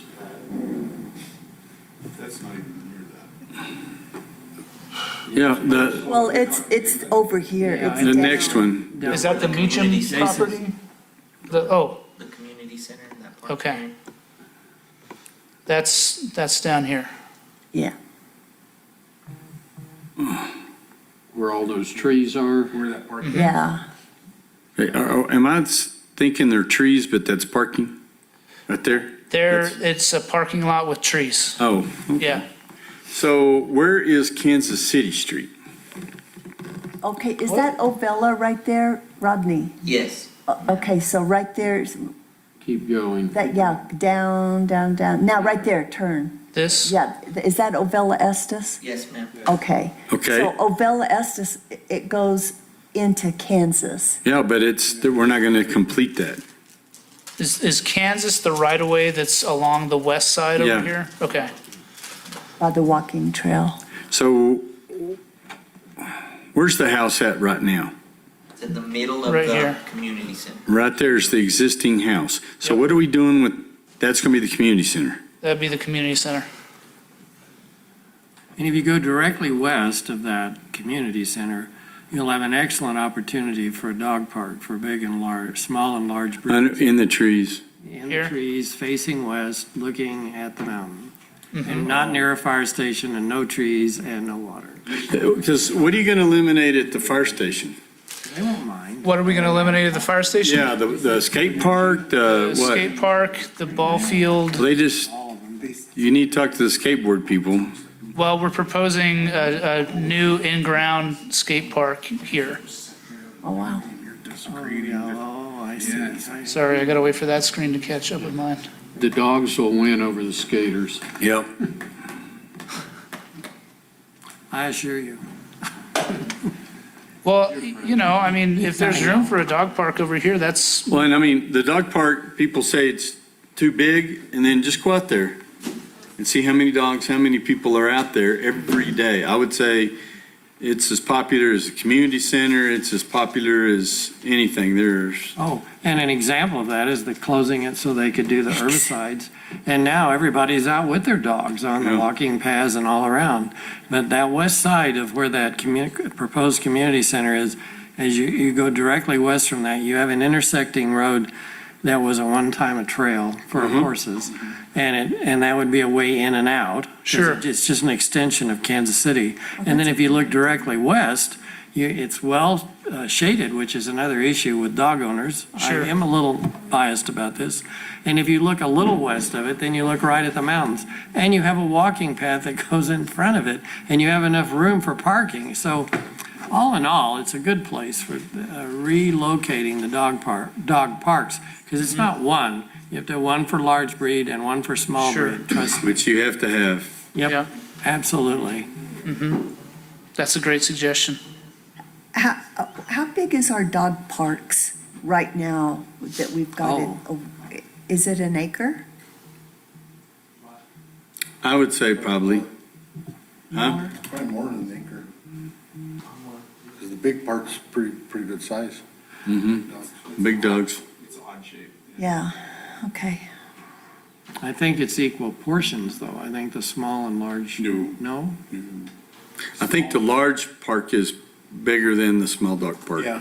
Considerably. It goes down that hill. It's probably at least double. But I think we need to maintain something relative to size. But I would like An to acre is see, really kind of the minimum size you want for a dog park, yeah, you know? because we have people, locals, that we don't have sidewalks. Mhm. They can't, and it's hard for them to get out and walk their dog, so they drive the dog up. A lot of them aren't very mobile, the people. Right. And they get their dog in there to get the dog exercise. They get socialization, the people. That's their meeting place. Some of them, it's their church. Some of them, it's their hair salon. You know, this is where they go to talk and meet people. And their dogs are able to interact and do what dogs do. And the small dog park has a Facebook thing where they sponsor events. I'm not a small dog owner, but they sponsor events for birthdays on the dogs and parties and all of that. I mean, it's a social event. It's just not a place to drop the dog and pick up the remains. It's more than that. It's not a, Sure. so it needs to be some more careful consideration than putting it over to an area that doesn't have any shade. And parking needs to be adjacent to it. Yeah. Dusty. Yeah, that road, like Doc is saying, that's a very good idea. Yeah. Engage the Humane Society. Yeah, Okay, I know this is super preliminary, it's, very and preliminary. I know you got a meeting tonight. I've seen some dog parks where they have like different things for the dogs to exercise on. Yeah. Of And course. we've had requests on that too. You know, Fire hydrants. well, we have two fire hydrants there, And how but many requests have you had to move the dog park? 0. We have that group that's setting up there in front of the library, doing, you mean the obstacle course, Yep. recreational and stuff like that. of the dogs. Yeah, I've seen that, yeah. Yeah, you know, that should be over by the dog. I don't know. I think the community center you're talking about, that's the water? That's the indoor community center? Yeah, what we've heard is that you want a recreational pool, a basketball court kind of with bleachers, another basketball court that's just sort of practice without bleachers. Who'd you hear that from? I'm curious. From Rodney, That because guy. I've not heard anybody ask about basketball at all. You better get He's the your only one who's grandkids told me to put anything in here, man. This is- Well, the thing about it is Throw him under the bus. that's up there where all those trees are. Yeah, it You're is. going to be whacking all the trees. I thought at one time we were talking about the concept of where we purchased the property, move the entrance road way up, private property coming in, reclaim some of that area that's right there, because it was relatively flat. That was the presentation we first heard. That we could look at fields there, we could look at different things set up for there, and then carry that road all the way to Kansas City, because I thought we were going to have to complete Kansas City because of the way the property had been subdivided up there again, and we've got people building a home up there. What are we gonna do with the Meacham property? Huh? Well, we're still talking, we haven't even got to that yet. We're still stuck over on this one little portion. So I think there's a lot of redesign on that. So I'll be interested to hear the input from the people tonight. So then how are you gonna incorporate the Meacham property? The one that's over Meacham property, right? by So the that other side one's, of the links? that's even It's on the more other side of the preliminary. lake. So while he's on that picture there, that lower right corner where the baseball field is, I went over to the park over the weekend and I noticed that's where the school, when they were doing construction, was piling up all the dirt. Yep. That was supposed to be a temporary location Yep. for them to put the dirt. Now it's grown over. Yeah, now it's big flat. I'll loan you a shovel and you can move it back to their parking lot. And just east of that is a detention pond. Yes, very much so. The ducks have just left, so. Yep. Yeah, it was quite the pond there for a couple of days, yeah. 4 ducks. Could the Meacham property hold pardon me, I'm tired. Dog park? No, not the dog park, the Rec center? rec center. Correct, sir? Yeah. Maybe. Maybe. Because that could be good parking and, Off a main thoroughfare. yeah. I don't know if I have, And we talked about the possibility of putting 3 or 4 baseball fields with the central concession stand in there at one time, and there's a lot of grade to make up over there. Let's see, is this it? is it all rock down there when you get down a few feet or what? I don't know what's under it. A rock. Probably a lot of cement with the airport. So these are 5-foot contours across this, so it's pretty steep. And this is, again, extremely schematic. I wasn't even really going to splash it up on the screen, but, conceptually, we could fit a high school baseball field in here. Just one? Well, if you're going to have parking and things like that, you're going to have to figure out how to get a road in here. There's going to have to be terracing. It's going to take up real estate. And without getting into the finer details of the design, at sort of a conceptual level, it's hard to say if you could really squeeze more in there. Now, theoretically, we could kind of expand this out into a more multi-use field. So it'd be baseball and maybe you could get a football field on there or something like that. But again, this is very preliminary and conceptual. Might fit better. I know, that's what I In was baseball thinking. fields. Yeah, And if you do something like a rec center, you can play with the topography and the building design.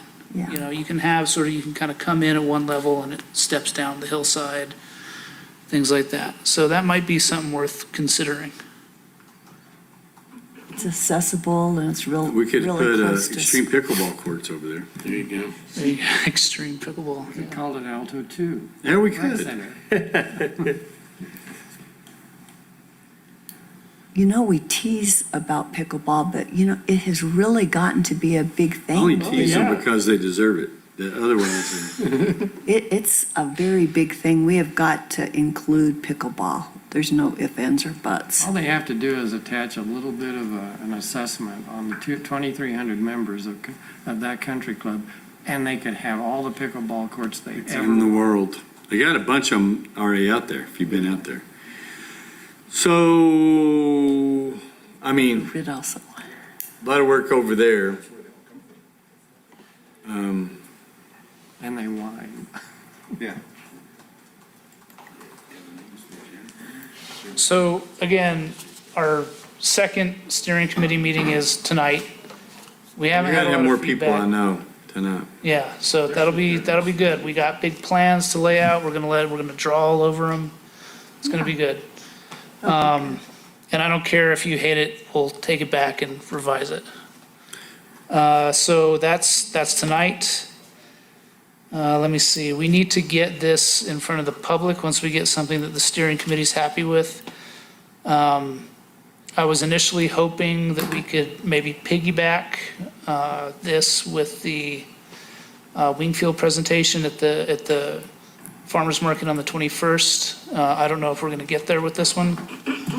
So That's a lot to cram in. it's a lot to cram in. Too much confusion, they Yeah. can't separate the.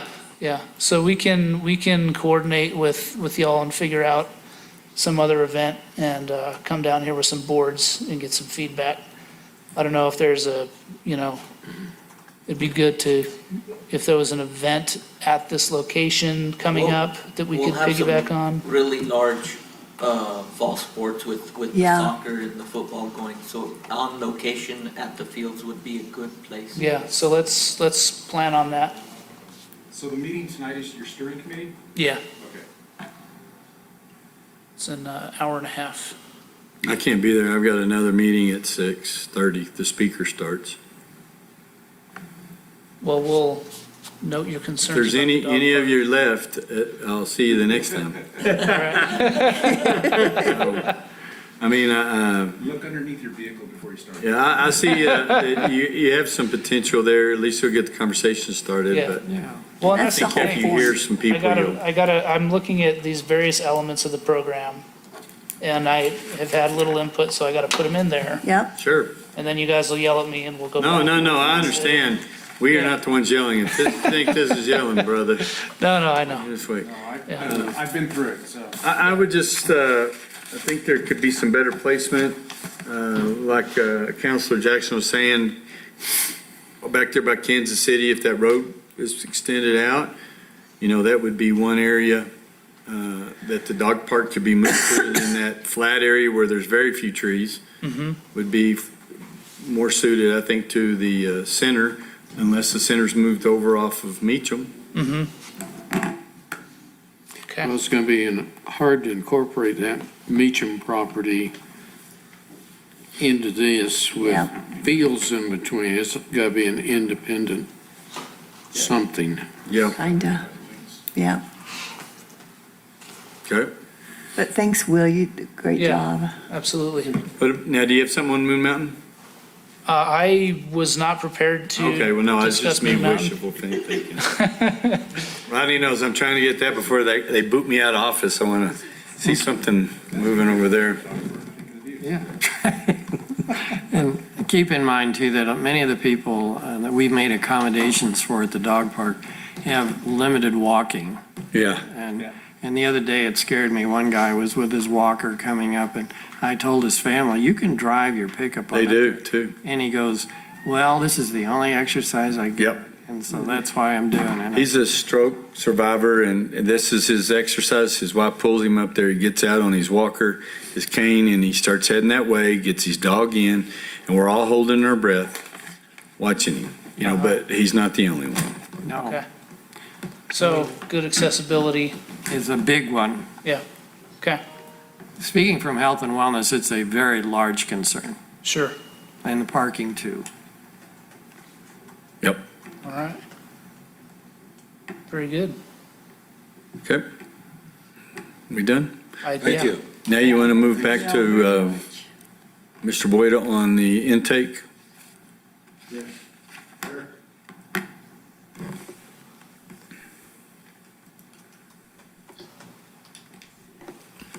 All right. Thank you, everyone. So the second part of my presentation is on the grindstone diversion. And so, as everyone's noted, we've been seeing a drop in the grindstone reservoir over the last year, and that's been from a combination of high demands, our treatment plant 3 renovations, which has stopped us from being able to run the interconnect to run Eagle Creek water to the Grindstone service area. And in the past, we historically been shutting down Plant 4 periodically for a day or two a week. And then the extreme drought preventing us from taking any surface water to the reservoir. But since we've gotten these monsoons, we've been working diligently to maintain the Upper Canyon surface diversion.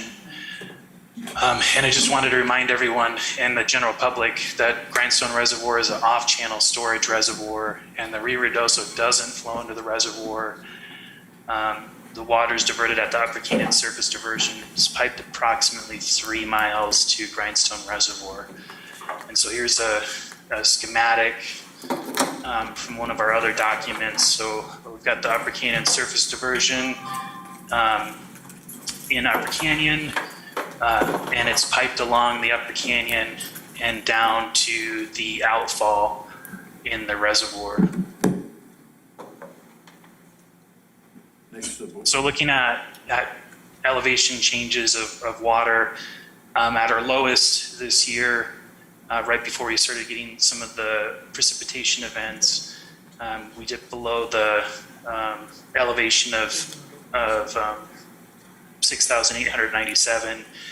And so we've added approximately 4.8 feet to the reservoir since the end of June. And so this is, I kind of in my mind was thinking that we get about 5 feet elevation change from that series of rain. And so we've kind of been on track for that. And just for some perspective, so the top of spillway, we still have another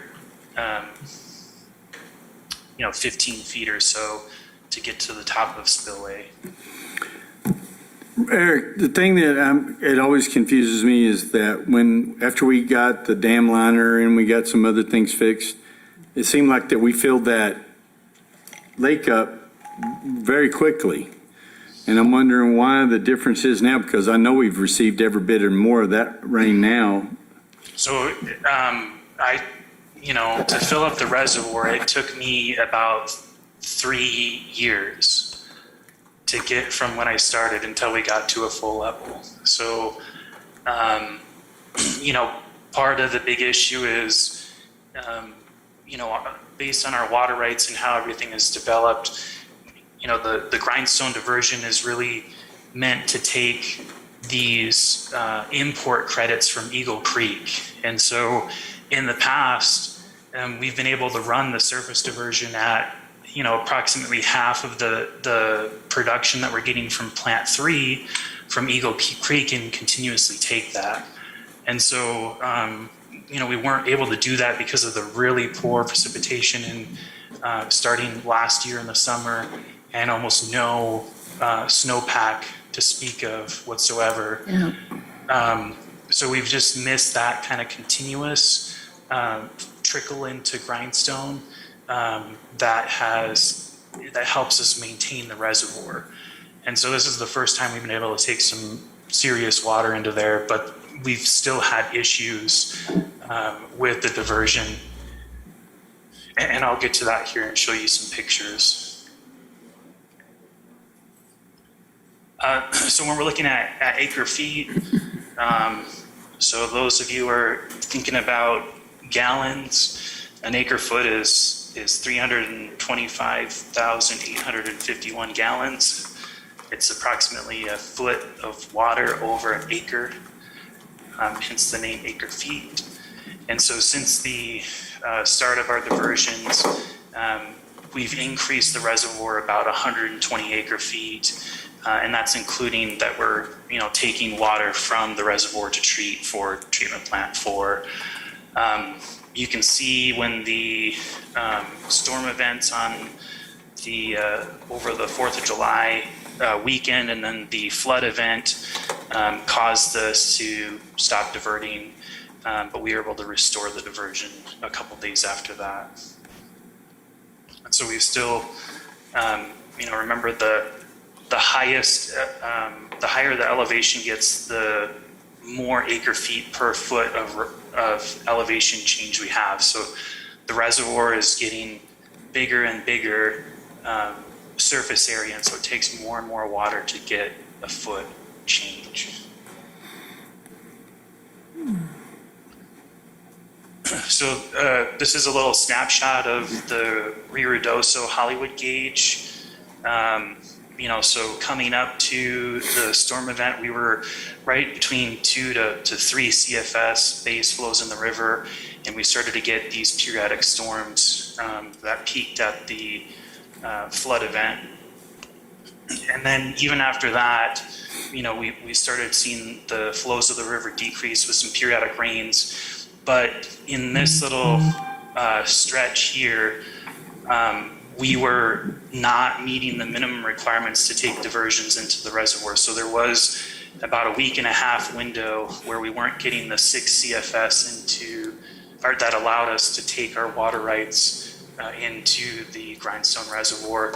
But with the last few rains that we've been getting, it has increased to that level that we could divert if the diversion was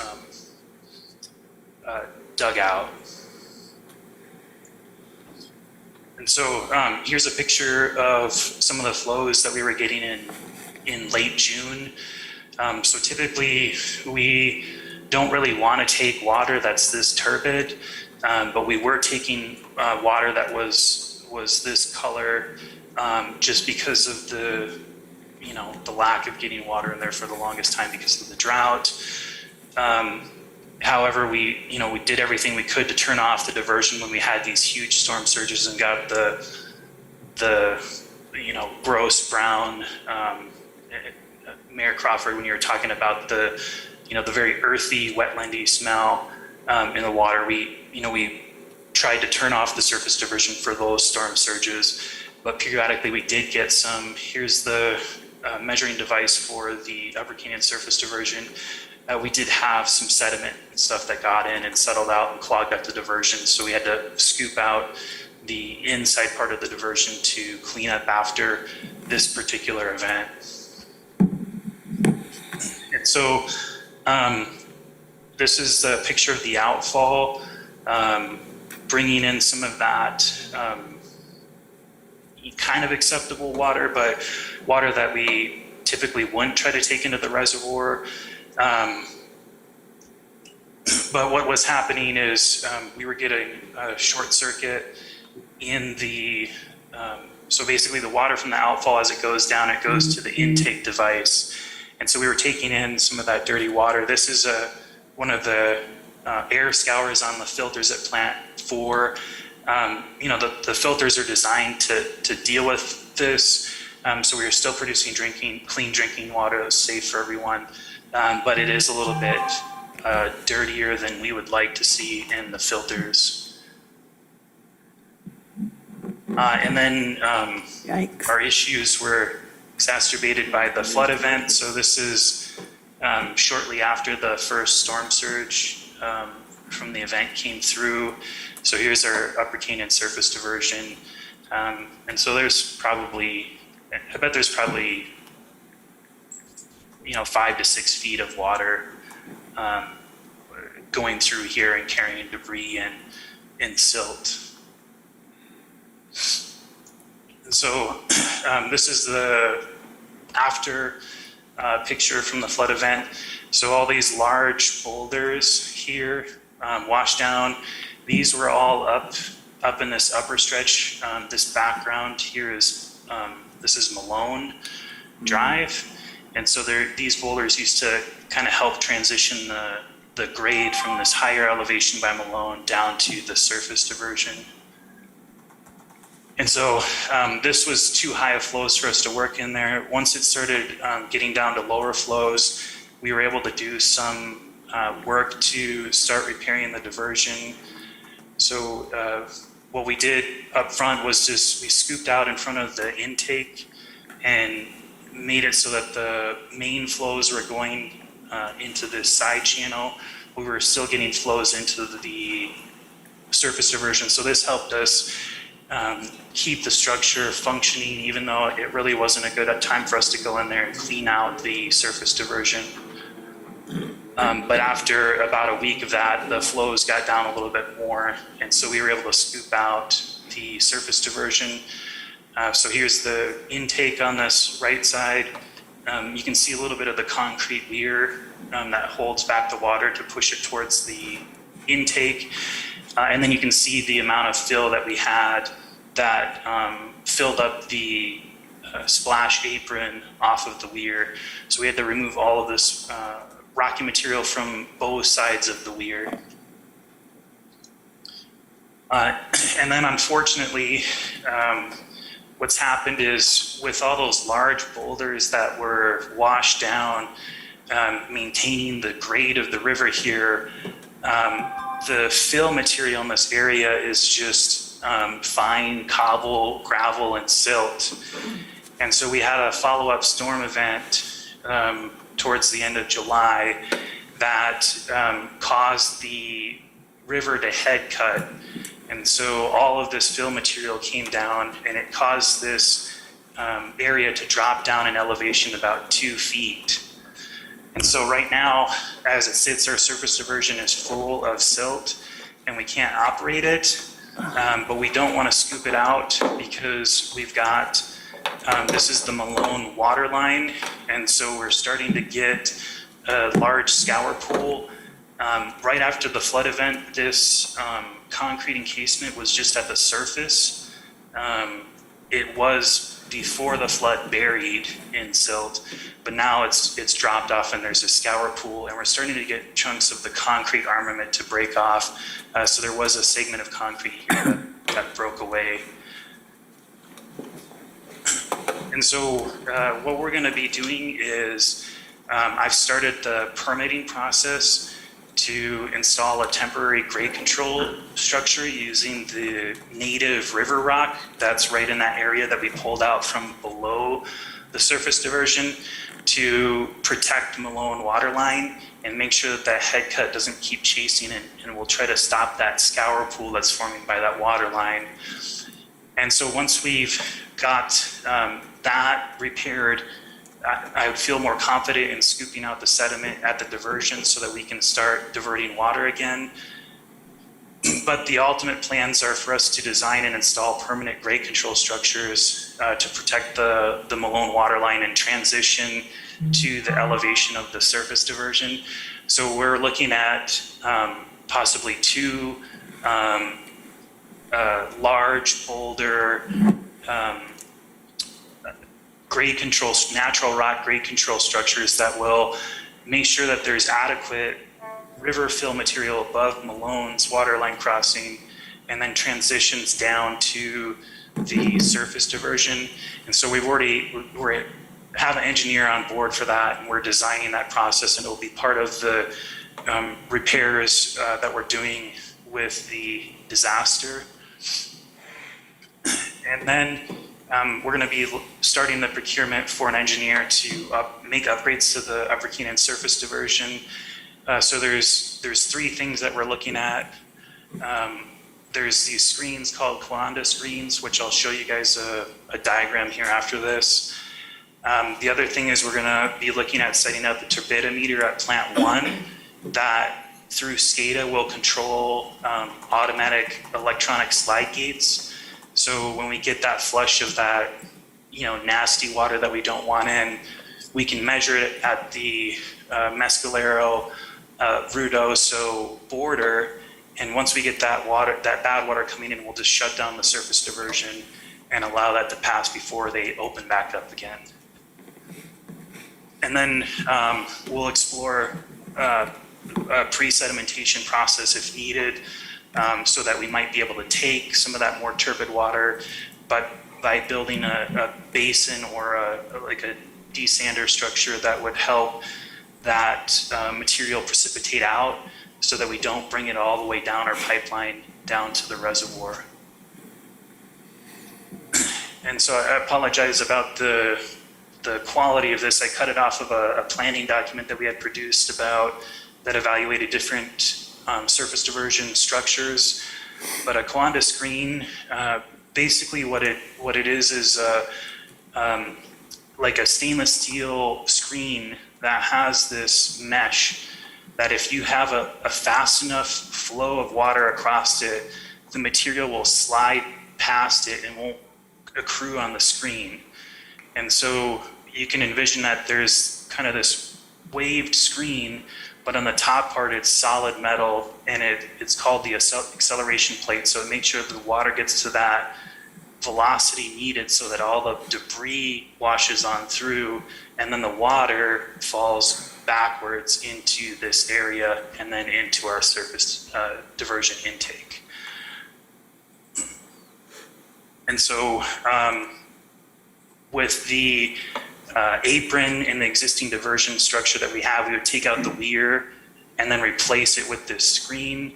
With the screens in place, we wouldn't have to worry about scooping out this basin before the weir, because we just let all the material go over the screens and we'd only capture the water.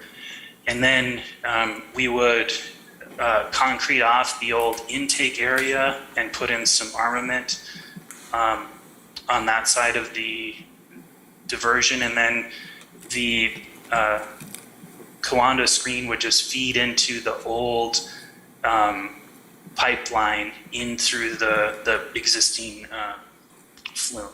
So we wouldn't have to redo any portion of that part of the structure. So will that be able to take in minimal water flows too? So, yeah, so the design of it would still work with lower flows. I believe that the way that this gets designed is that there's one set of the screens that's lower than the rest. So when you have lower flows, it all wants to go to one segment. But we'll have to have this process engineered. We just did a preliminary engineering assessment to determine what the best type of intake structure was. And this one happened to come out as the highest rated one for our operations. Eric, were you looking at the pre-sedimentation basin? That's something that would have to be engineered. I don't honestly know. I'd hate to bring water all the way to Grindstone with sediment, but it might be that, or we do have that property that's right along Main Street by the McDaniel Bridge that could possibly house a desander structure or some type of pre-sedimentation treatment.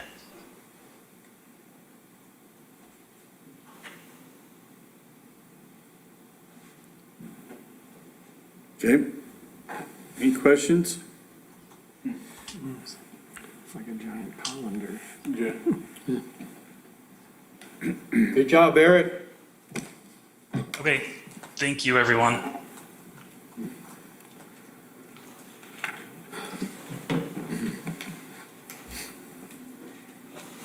Rodney, you're gonna cover your revenue report?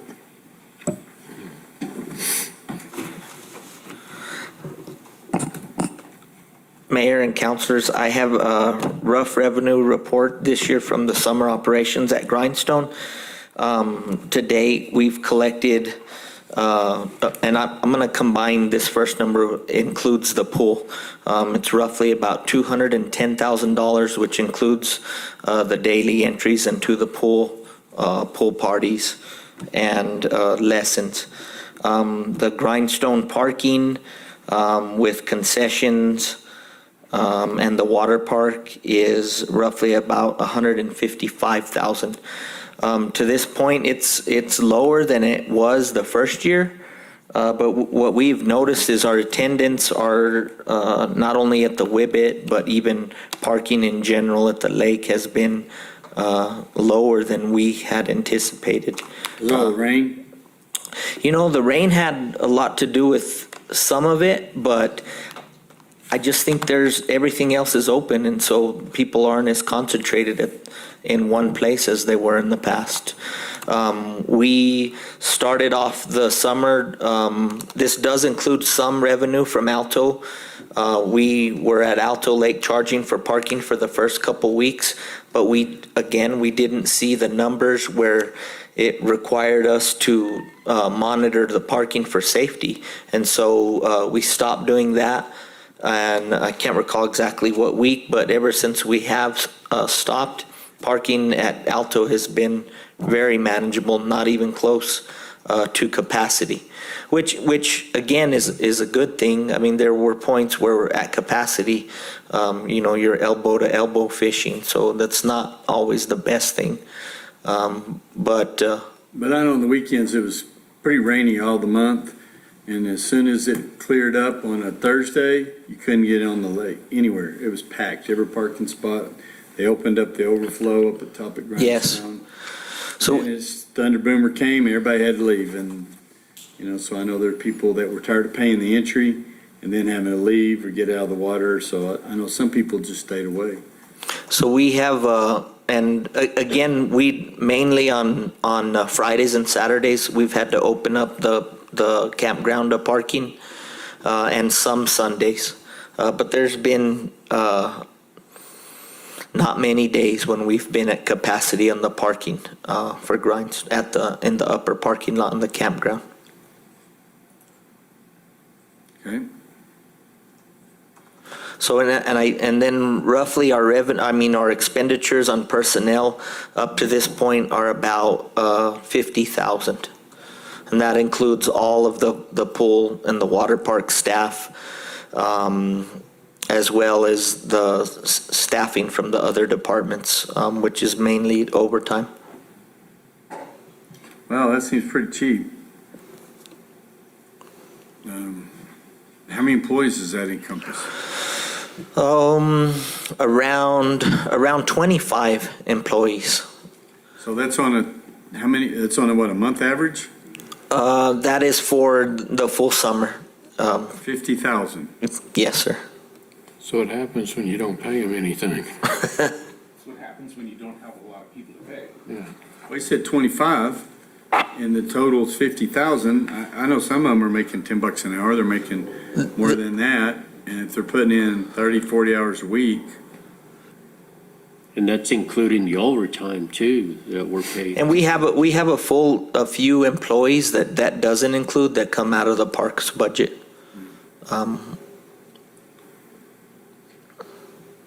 So going back to the first amount, you said 210,000 was the revenue of the pool and the Whibbit together? Yes, the all of Grindstone operations combined with the pool.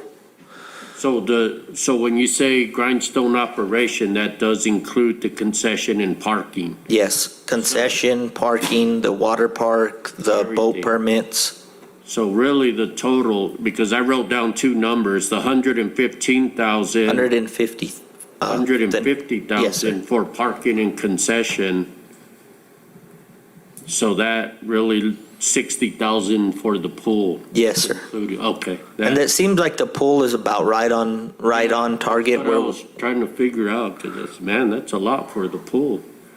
So, I yeah. think, Rodney, that report that you're talking about is actually lacking it only has like 2 payments from the Grindstone concession. I believe we're missing a payment or two on the tracking. And as far as the pool goes, that's been popular every year. It hasn't dropped off. The swim lessons all sold out this year. All of our pool party dates, I would say 90% of them sold out. I thought they were mostly canceled, is what I was told. A few of the ones during the rainy season were canceled, but only a handful. We rescheduled them. And we've offered this the last couple years. Is what we did is double book parties. So there were some nights where we had a party from 5:30 to 7:30, and then one from 7:30 to 9:30. And that's something new. We didn't used to offer that, but it's become so popular that we've begun to do that. We only had a handful of Whibbit parties this year. You're gonna have August still. Yes, and we'll still have the month of August. Right now, the majority of our guards are all students, or either high school students or college-age students, as well as the cashiers. So at this point, We're looking at just being open for Fridays, Saturdays, and Sundays for the next 4 weeks, and including on Monday of Labor Day. At the pool. At the Wibbit. At the Wibbit. The pool is closed. Closed, done. Yeah, 'cause We'll, I thought we had talked about extending the hours to the pool too, but I know we had the dog party and all, so. You know, it's really, again, it's really tough to open the pool. To have the staff, especially our main employees, our high school students. Hey, you're preaching to the choir, Yeah. I totally get it. And all of them are typically in extracurricular activities. So even when school starts, they're in volleyball or cross-country or football. And so they're not even really available. We encourage them if they even wanted to get one day out of the weekend, maybe Sunday, but most of them elect to not, to continue to work. But one thing that we have offered, and we'll be keeping the pool open for an additional 2 weeks, is there's about 5 of the cashiers who are going to take the lifeguard class here before we shut it down. And hopefully we'll have 5 new ones, and possibly we may utilize them in the next 4 weeks if they can successfully complete the lifeguard class. Oh, that's good. So Rodney, in the past, it was always said that once you have the dogs in the pool, you can't have people back in the pool again. Is that not true? That's a wives' tale, You have to super chlorinate it is really the only thing. So you'll just have to be out of the water for a certain amount of time, like 24 hours. Yeah. Clean the filters. Shock it. Yeah, just shock it is. This is a question, it's not really about the whippet or anything like that, but I was thinking back at the program that we passed, you remember the wilderness camping kind of across the lake where you would canoe in, this, then the other thing. I know we had the pandemic, whatever happened with that? Is that still on the back burner or something like that? So I believe we still have the funding available for what was it called? The glamping? You tried to spend it a couple of It's still in the budget, and I think we can, as things clear up, and we can move forward with that, but it's still available. Judy hasn't let me spend the money. Oh, that's good, Judy. So what we're tracking right now, between, for the next 4 weeks, we should hit another, 50 to 60,000 in revenue. And I think with the warmer weather, you're actually going to be doing better. I don't think those numbers include this past week. No, they don't. And what I was looking at is when the weather was nice on the weekends, we were averaging around 15,000 a week. But when the weather was rainy, it would drop to about 7,000 a week. And we only had a couple of good weekends. Yeah. Where the weather was good. Yeah, that's what I was just saying. Yeah. That's that wasn't feedback I was getting, but yeah. Okay, good. It still didn't look, bad. No. It still did extremely well. Absolutely. Oh, yeah. Anything in the black. And it wasn't packed out there either. So people were having a good experience. Did you get that slide? No, the money is there, but Tell them about the slide, Rodney. so we had looked at adding a couple of slides and the way the water level is, it would have worked out really well with the water park because you use the topography, the slide lays on the hill. And we looked into all the, you use a pump to pump water up to the slide, and then you walk up the hill, get on the slide, and slide back down. We were going to put in 2 50-foot slides, but I've just been. So kind of like one of those slip and slides. Yeah, into the lake, into the Wibbit. Yeah. That's Oh my cool. gosh. They're very inexpensive. Yeah, that's pretty cool. Those are glamping slides. Awesome. Okay, next. That's it, Mayor. That sounds great. Thanks, Rodney. Any other questions of the manager after reading through his report? No, it's very thorough. Extremely. Good job, everyone. Okay. Thank you, everybody. Now we'll move on to reports from municipal officials.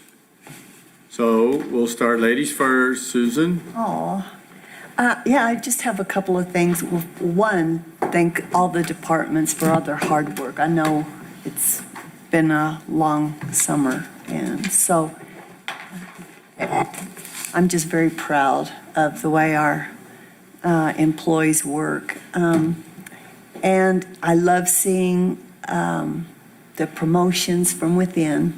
Yes. I think that helps the morale of employees to where if I work hard, do what I'm supposed to do, one of these days, I too can be promoted. And so I think that's really important. And then I had a meeting at 11 with Keep Ruidoso Beautiful Committee, and T-Bone was able to get a new grant from Keep America Beautiful, or I don't know, maybe even, is it New Mexico? Oh, okay. New Mexico True. And let's see, there's 2, 4, 6, 8, 10, 12 southeastern communities that applied, probably more that applied, but there were 12 that received this grant, and Ruidoso received $34,852.84. We received the second largest. Alamogordo received larger. But it's going to be for receptacles, clean supplies, reusables, recycled art show that T-Bone enjoys doing. It shows what to do with cans or plastics or for art projects. Trees, vinegar, school recycle bins, youth groups that help out with the, like at the cemetery where Cub Scouts go in and they clean up, yes, and then they get paid to do that. And it's also going to help out with T-Bone going to a training, and our Keep America Beautiful dues. So I was real proud of it. I think T-Bone does a great job for that committee. Yep. And so. How do you look after his operation? Well, he sent me a picture. His knee looks really good. It looks a lot better than my knee. But I think he's ready to get back to work. But it's only been, I don't know, 3 weeks maybe, if that. And so it takes a little bit of time. So anyway, that's all I have to report on, Mayor. Okay, thank you very much. Councilor Eby? Well, I'm not going to report anything. I've just put out kudos to the village and all of the administration and staff and workers for keeping the village running and everything that they have definitely the foresight and to think ahead, forward thinking, and bring forth to the village. And then with all the projects that are going on, it really is amazing, everything that's getting done, everything that's getting coordinated, funded.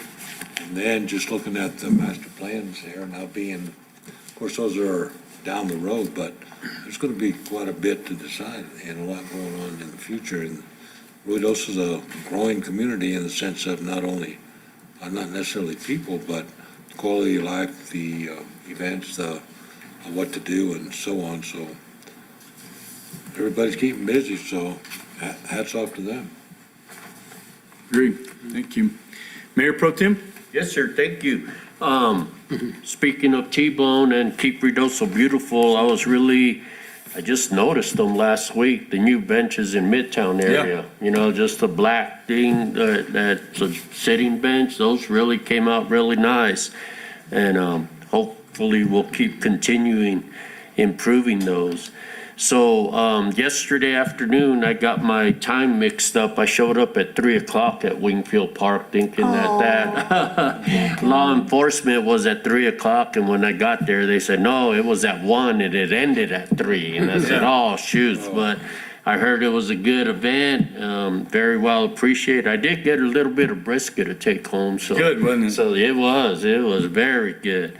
So, but I appreciate that event, and it should happen more often and stuff, so that was really good. I want to bring this up, Mayor, is that I recall I mentioned it in March or April about, and what reminded me of it is the rewrite of 54, Section 54 of land use. But I've also been harping on our water phases restrictions. So Section 8632, Samantha, if you could just throw that in there with the land use and just change the wording on there and update it, because that's something that I always get. It happens every spring generally for me about why are we in emergency water situation? Why can't I power wash my house or deck or anything like that? So because, which I always tell them, no, it's maintenance, you power wash it and stuff, so you could do that. But after reading it again the other day, it's like, yeah, we really need to update it because some of the triggers no longer are in existence. And I mean, I was trying to think, when was the last time we pumped at Eagle Creek at 1,200 gallons per minute for 24 hours straight? I mean, that was, one of the triggers. And then what I saw is the fire hydrant at Alto Lake.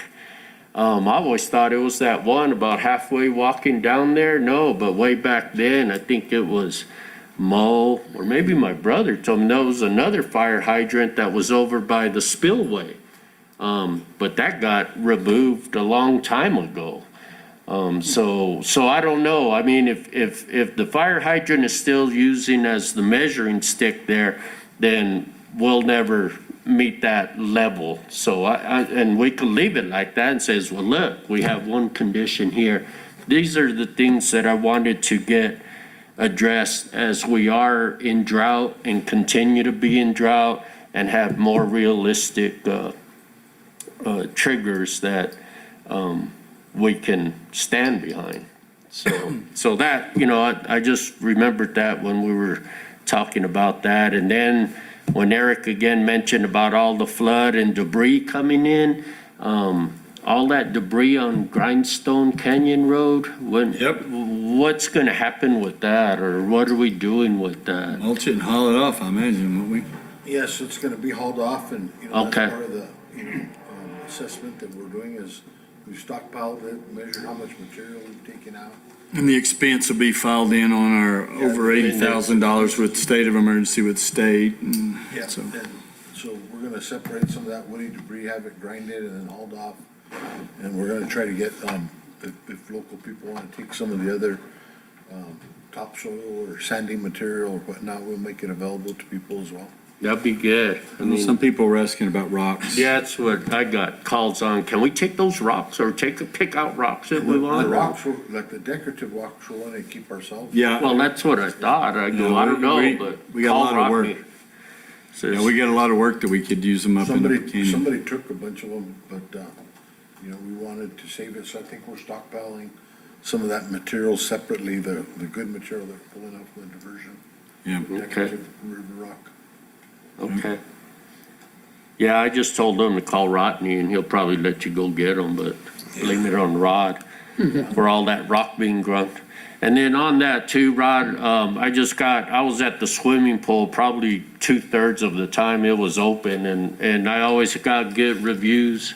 There was a couple of times when, because of mechanical issues or something, that they shut right there on that morning. We're waiting in line, and it wasn't more of a complaint. It was just really sad to see the 5-year-old granddaughter of a man visiting, and it was their last day here. They went to the Whibbit first, but that was closed because I think it was on a Monday. And then they came to the pool, and then they shut it down on us. I mean, that was the only thing that I said, oh man. And I was even thinking of calling Katie. Hey, can they just come? Because she really wanted to swim, but they said, no, that's okay. We're leaving tomorrow morning anyway. But yeah, again, good job this summer for all the staff, and everybody working. That's all I have, Mayor. Okay, thank you very much. Councilor Cornelius? Not too much. I guess we won't have housing anymore since you ran them off. I know. I did. No, but mainly I wanted to compliment Tim and Ron on, I guess we all got the email about the noisy garbage guys. Oh, yes. Really nice to see that handled so quickly, and got another one from the man today. Yes, Thank you. Really happy. So that's always nice to hear. yes, it is. So, that's it. Okay. Councilor Coughlin? So listening to some of the comments today, and I really like the fact that we had a full house, and that the comments that were being made were very respectful and done in a nice manner. And I appreciate the way you handled the meeting, is allow Rodney and Sydney and Kendra to do their presentation first. Cornelius really kind of, he whispered in my ear, and Well, I wondered, because that just doesn't. that does sound like me, yeah. It sounded like a move I would make, but So, no, but it was a really Yes. great move, allow them to present their information, which took away a lot of that other stuff that had been going on. But it also, you know, the gentleman talking about the bridge, I think that, Tim, you brought up the idea of taking some of your manager report and doing that into stuff to get that out. People don't understand everything we're doing, and nobody wants to sit and watch the YouTube video, I wouldn't watch it, of our meetings and so forth. So I think some great things came out of it, and a great idea there. Yes. One thing that I would ask for in the future is, can we get some of the materials that are being used for the presentations ahead of time? So we That can would be review them? nice. Because watching that video screen from back here, some of it is like, what the heck? I can't figure out the. no, It big took enough. took me a few minutes to even get the lay of the land for Wingfield Park, where things were. And then since Rifle talked about, what was it, the water thing? Yeah, conservation or, I'm gonna bring up the sign ordinance. We've talked about that for a long time, and it got put off because of a bunch of stuff. And what I'm noticing is more and more people are opening up businesses or adding more of the blade signs and all the other stuff that we were talking about, taking out of the sign ordinance or prohibiting, and people are spending money and getting more of that signage up there. And we just need to get going on it to get it taken care of. That's it. Councilor Jackson? Well, just dittoing exactly how the village survived with all the remodel, having been over there once, and they didn't know who I was, they weren't gonna let me in, then I didn't, once I got in, I didn't know where the hell I was gonna go. I just kept saying, is it this room or the next room, or, Anyway, I make light of it, but it wasn't. I mean, I can't imagine how disruptive it would be to take all those offices and just throw them into basically chaos, trying to find phone lines that connect and people that are with them.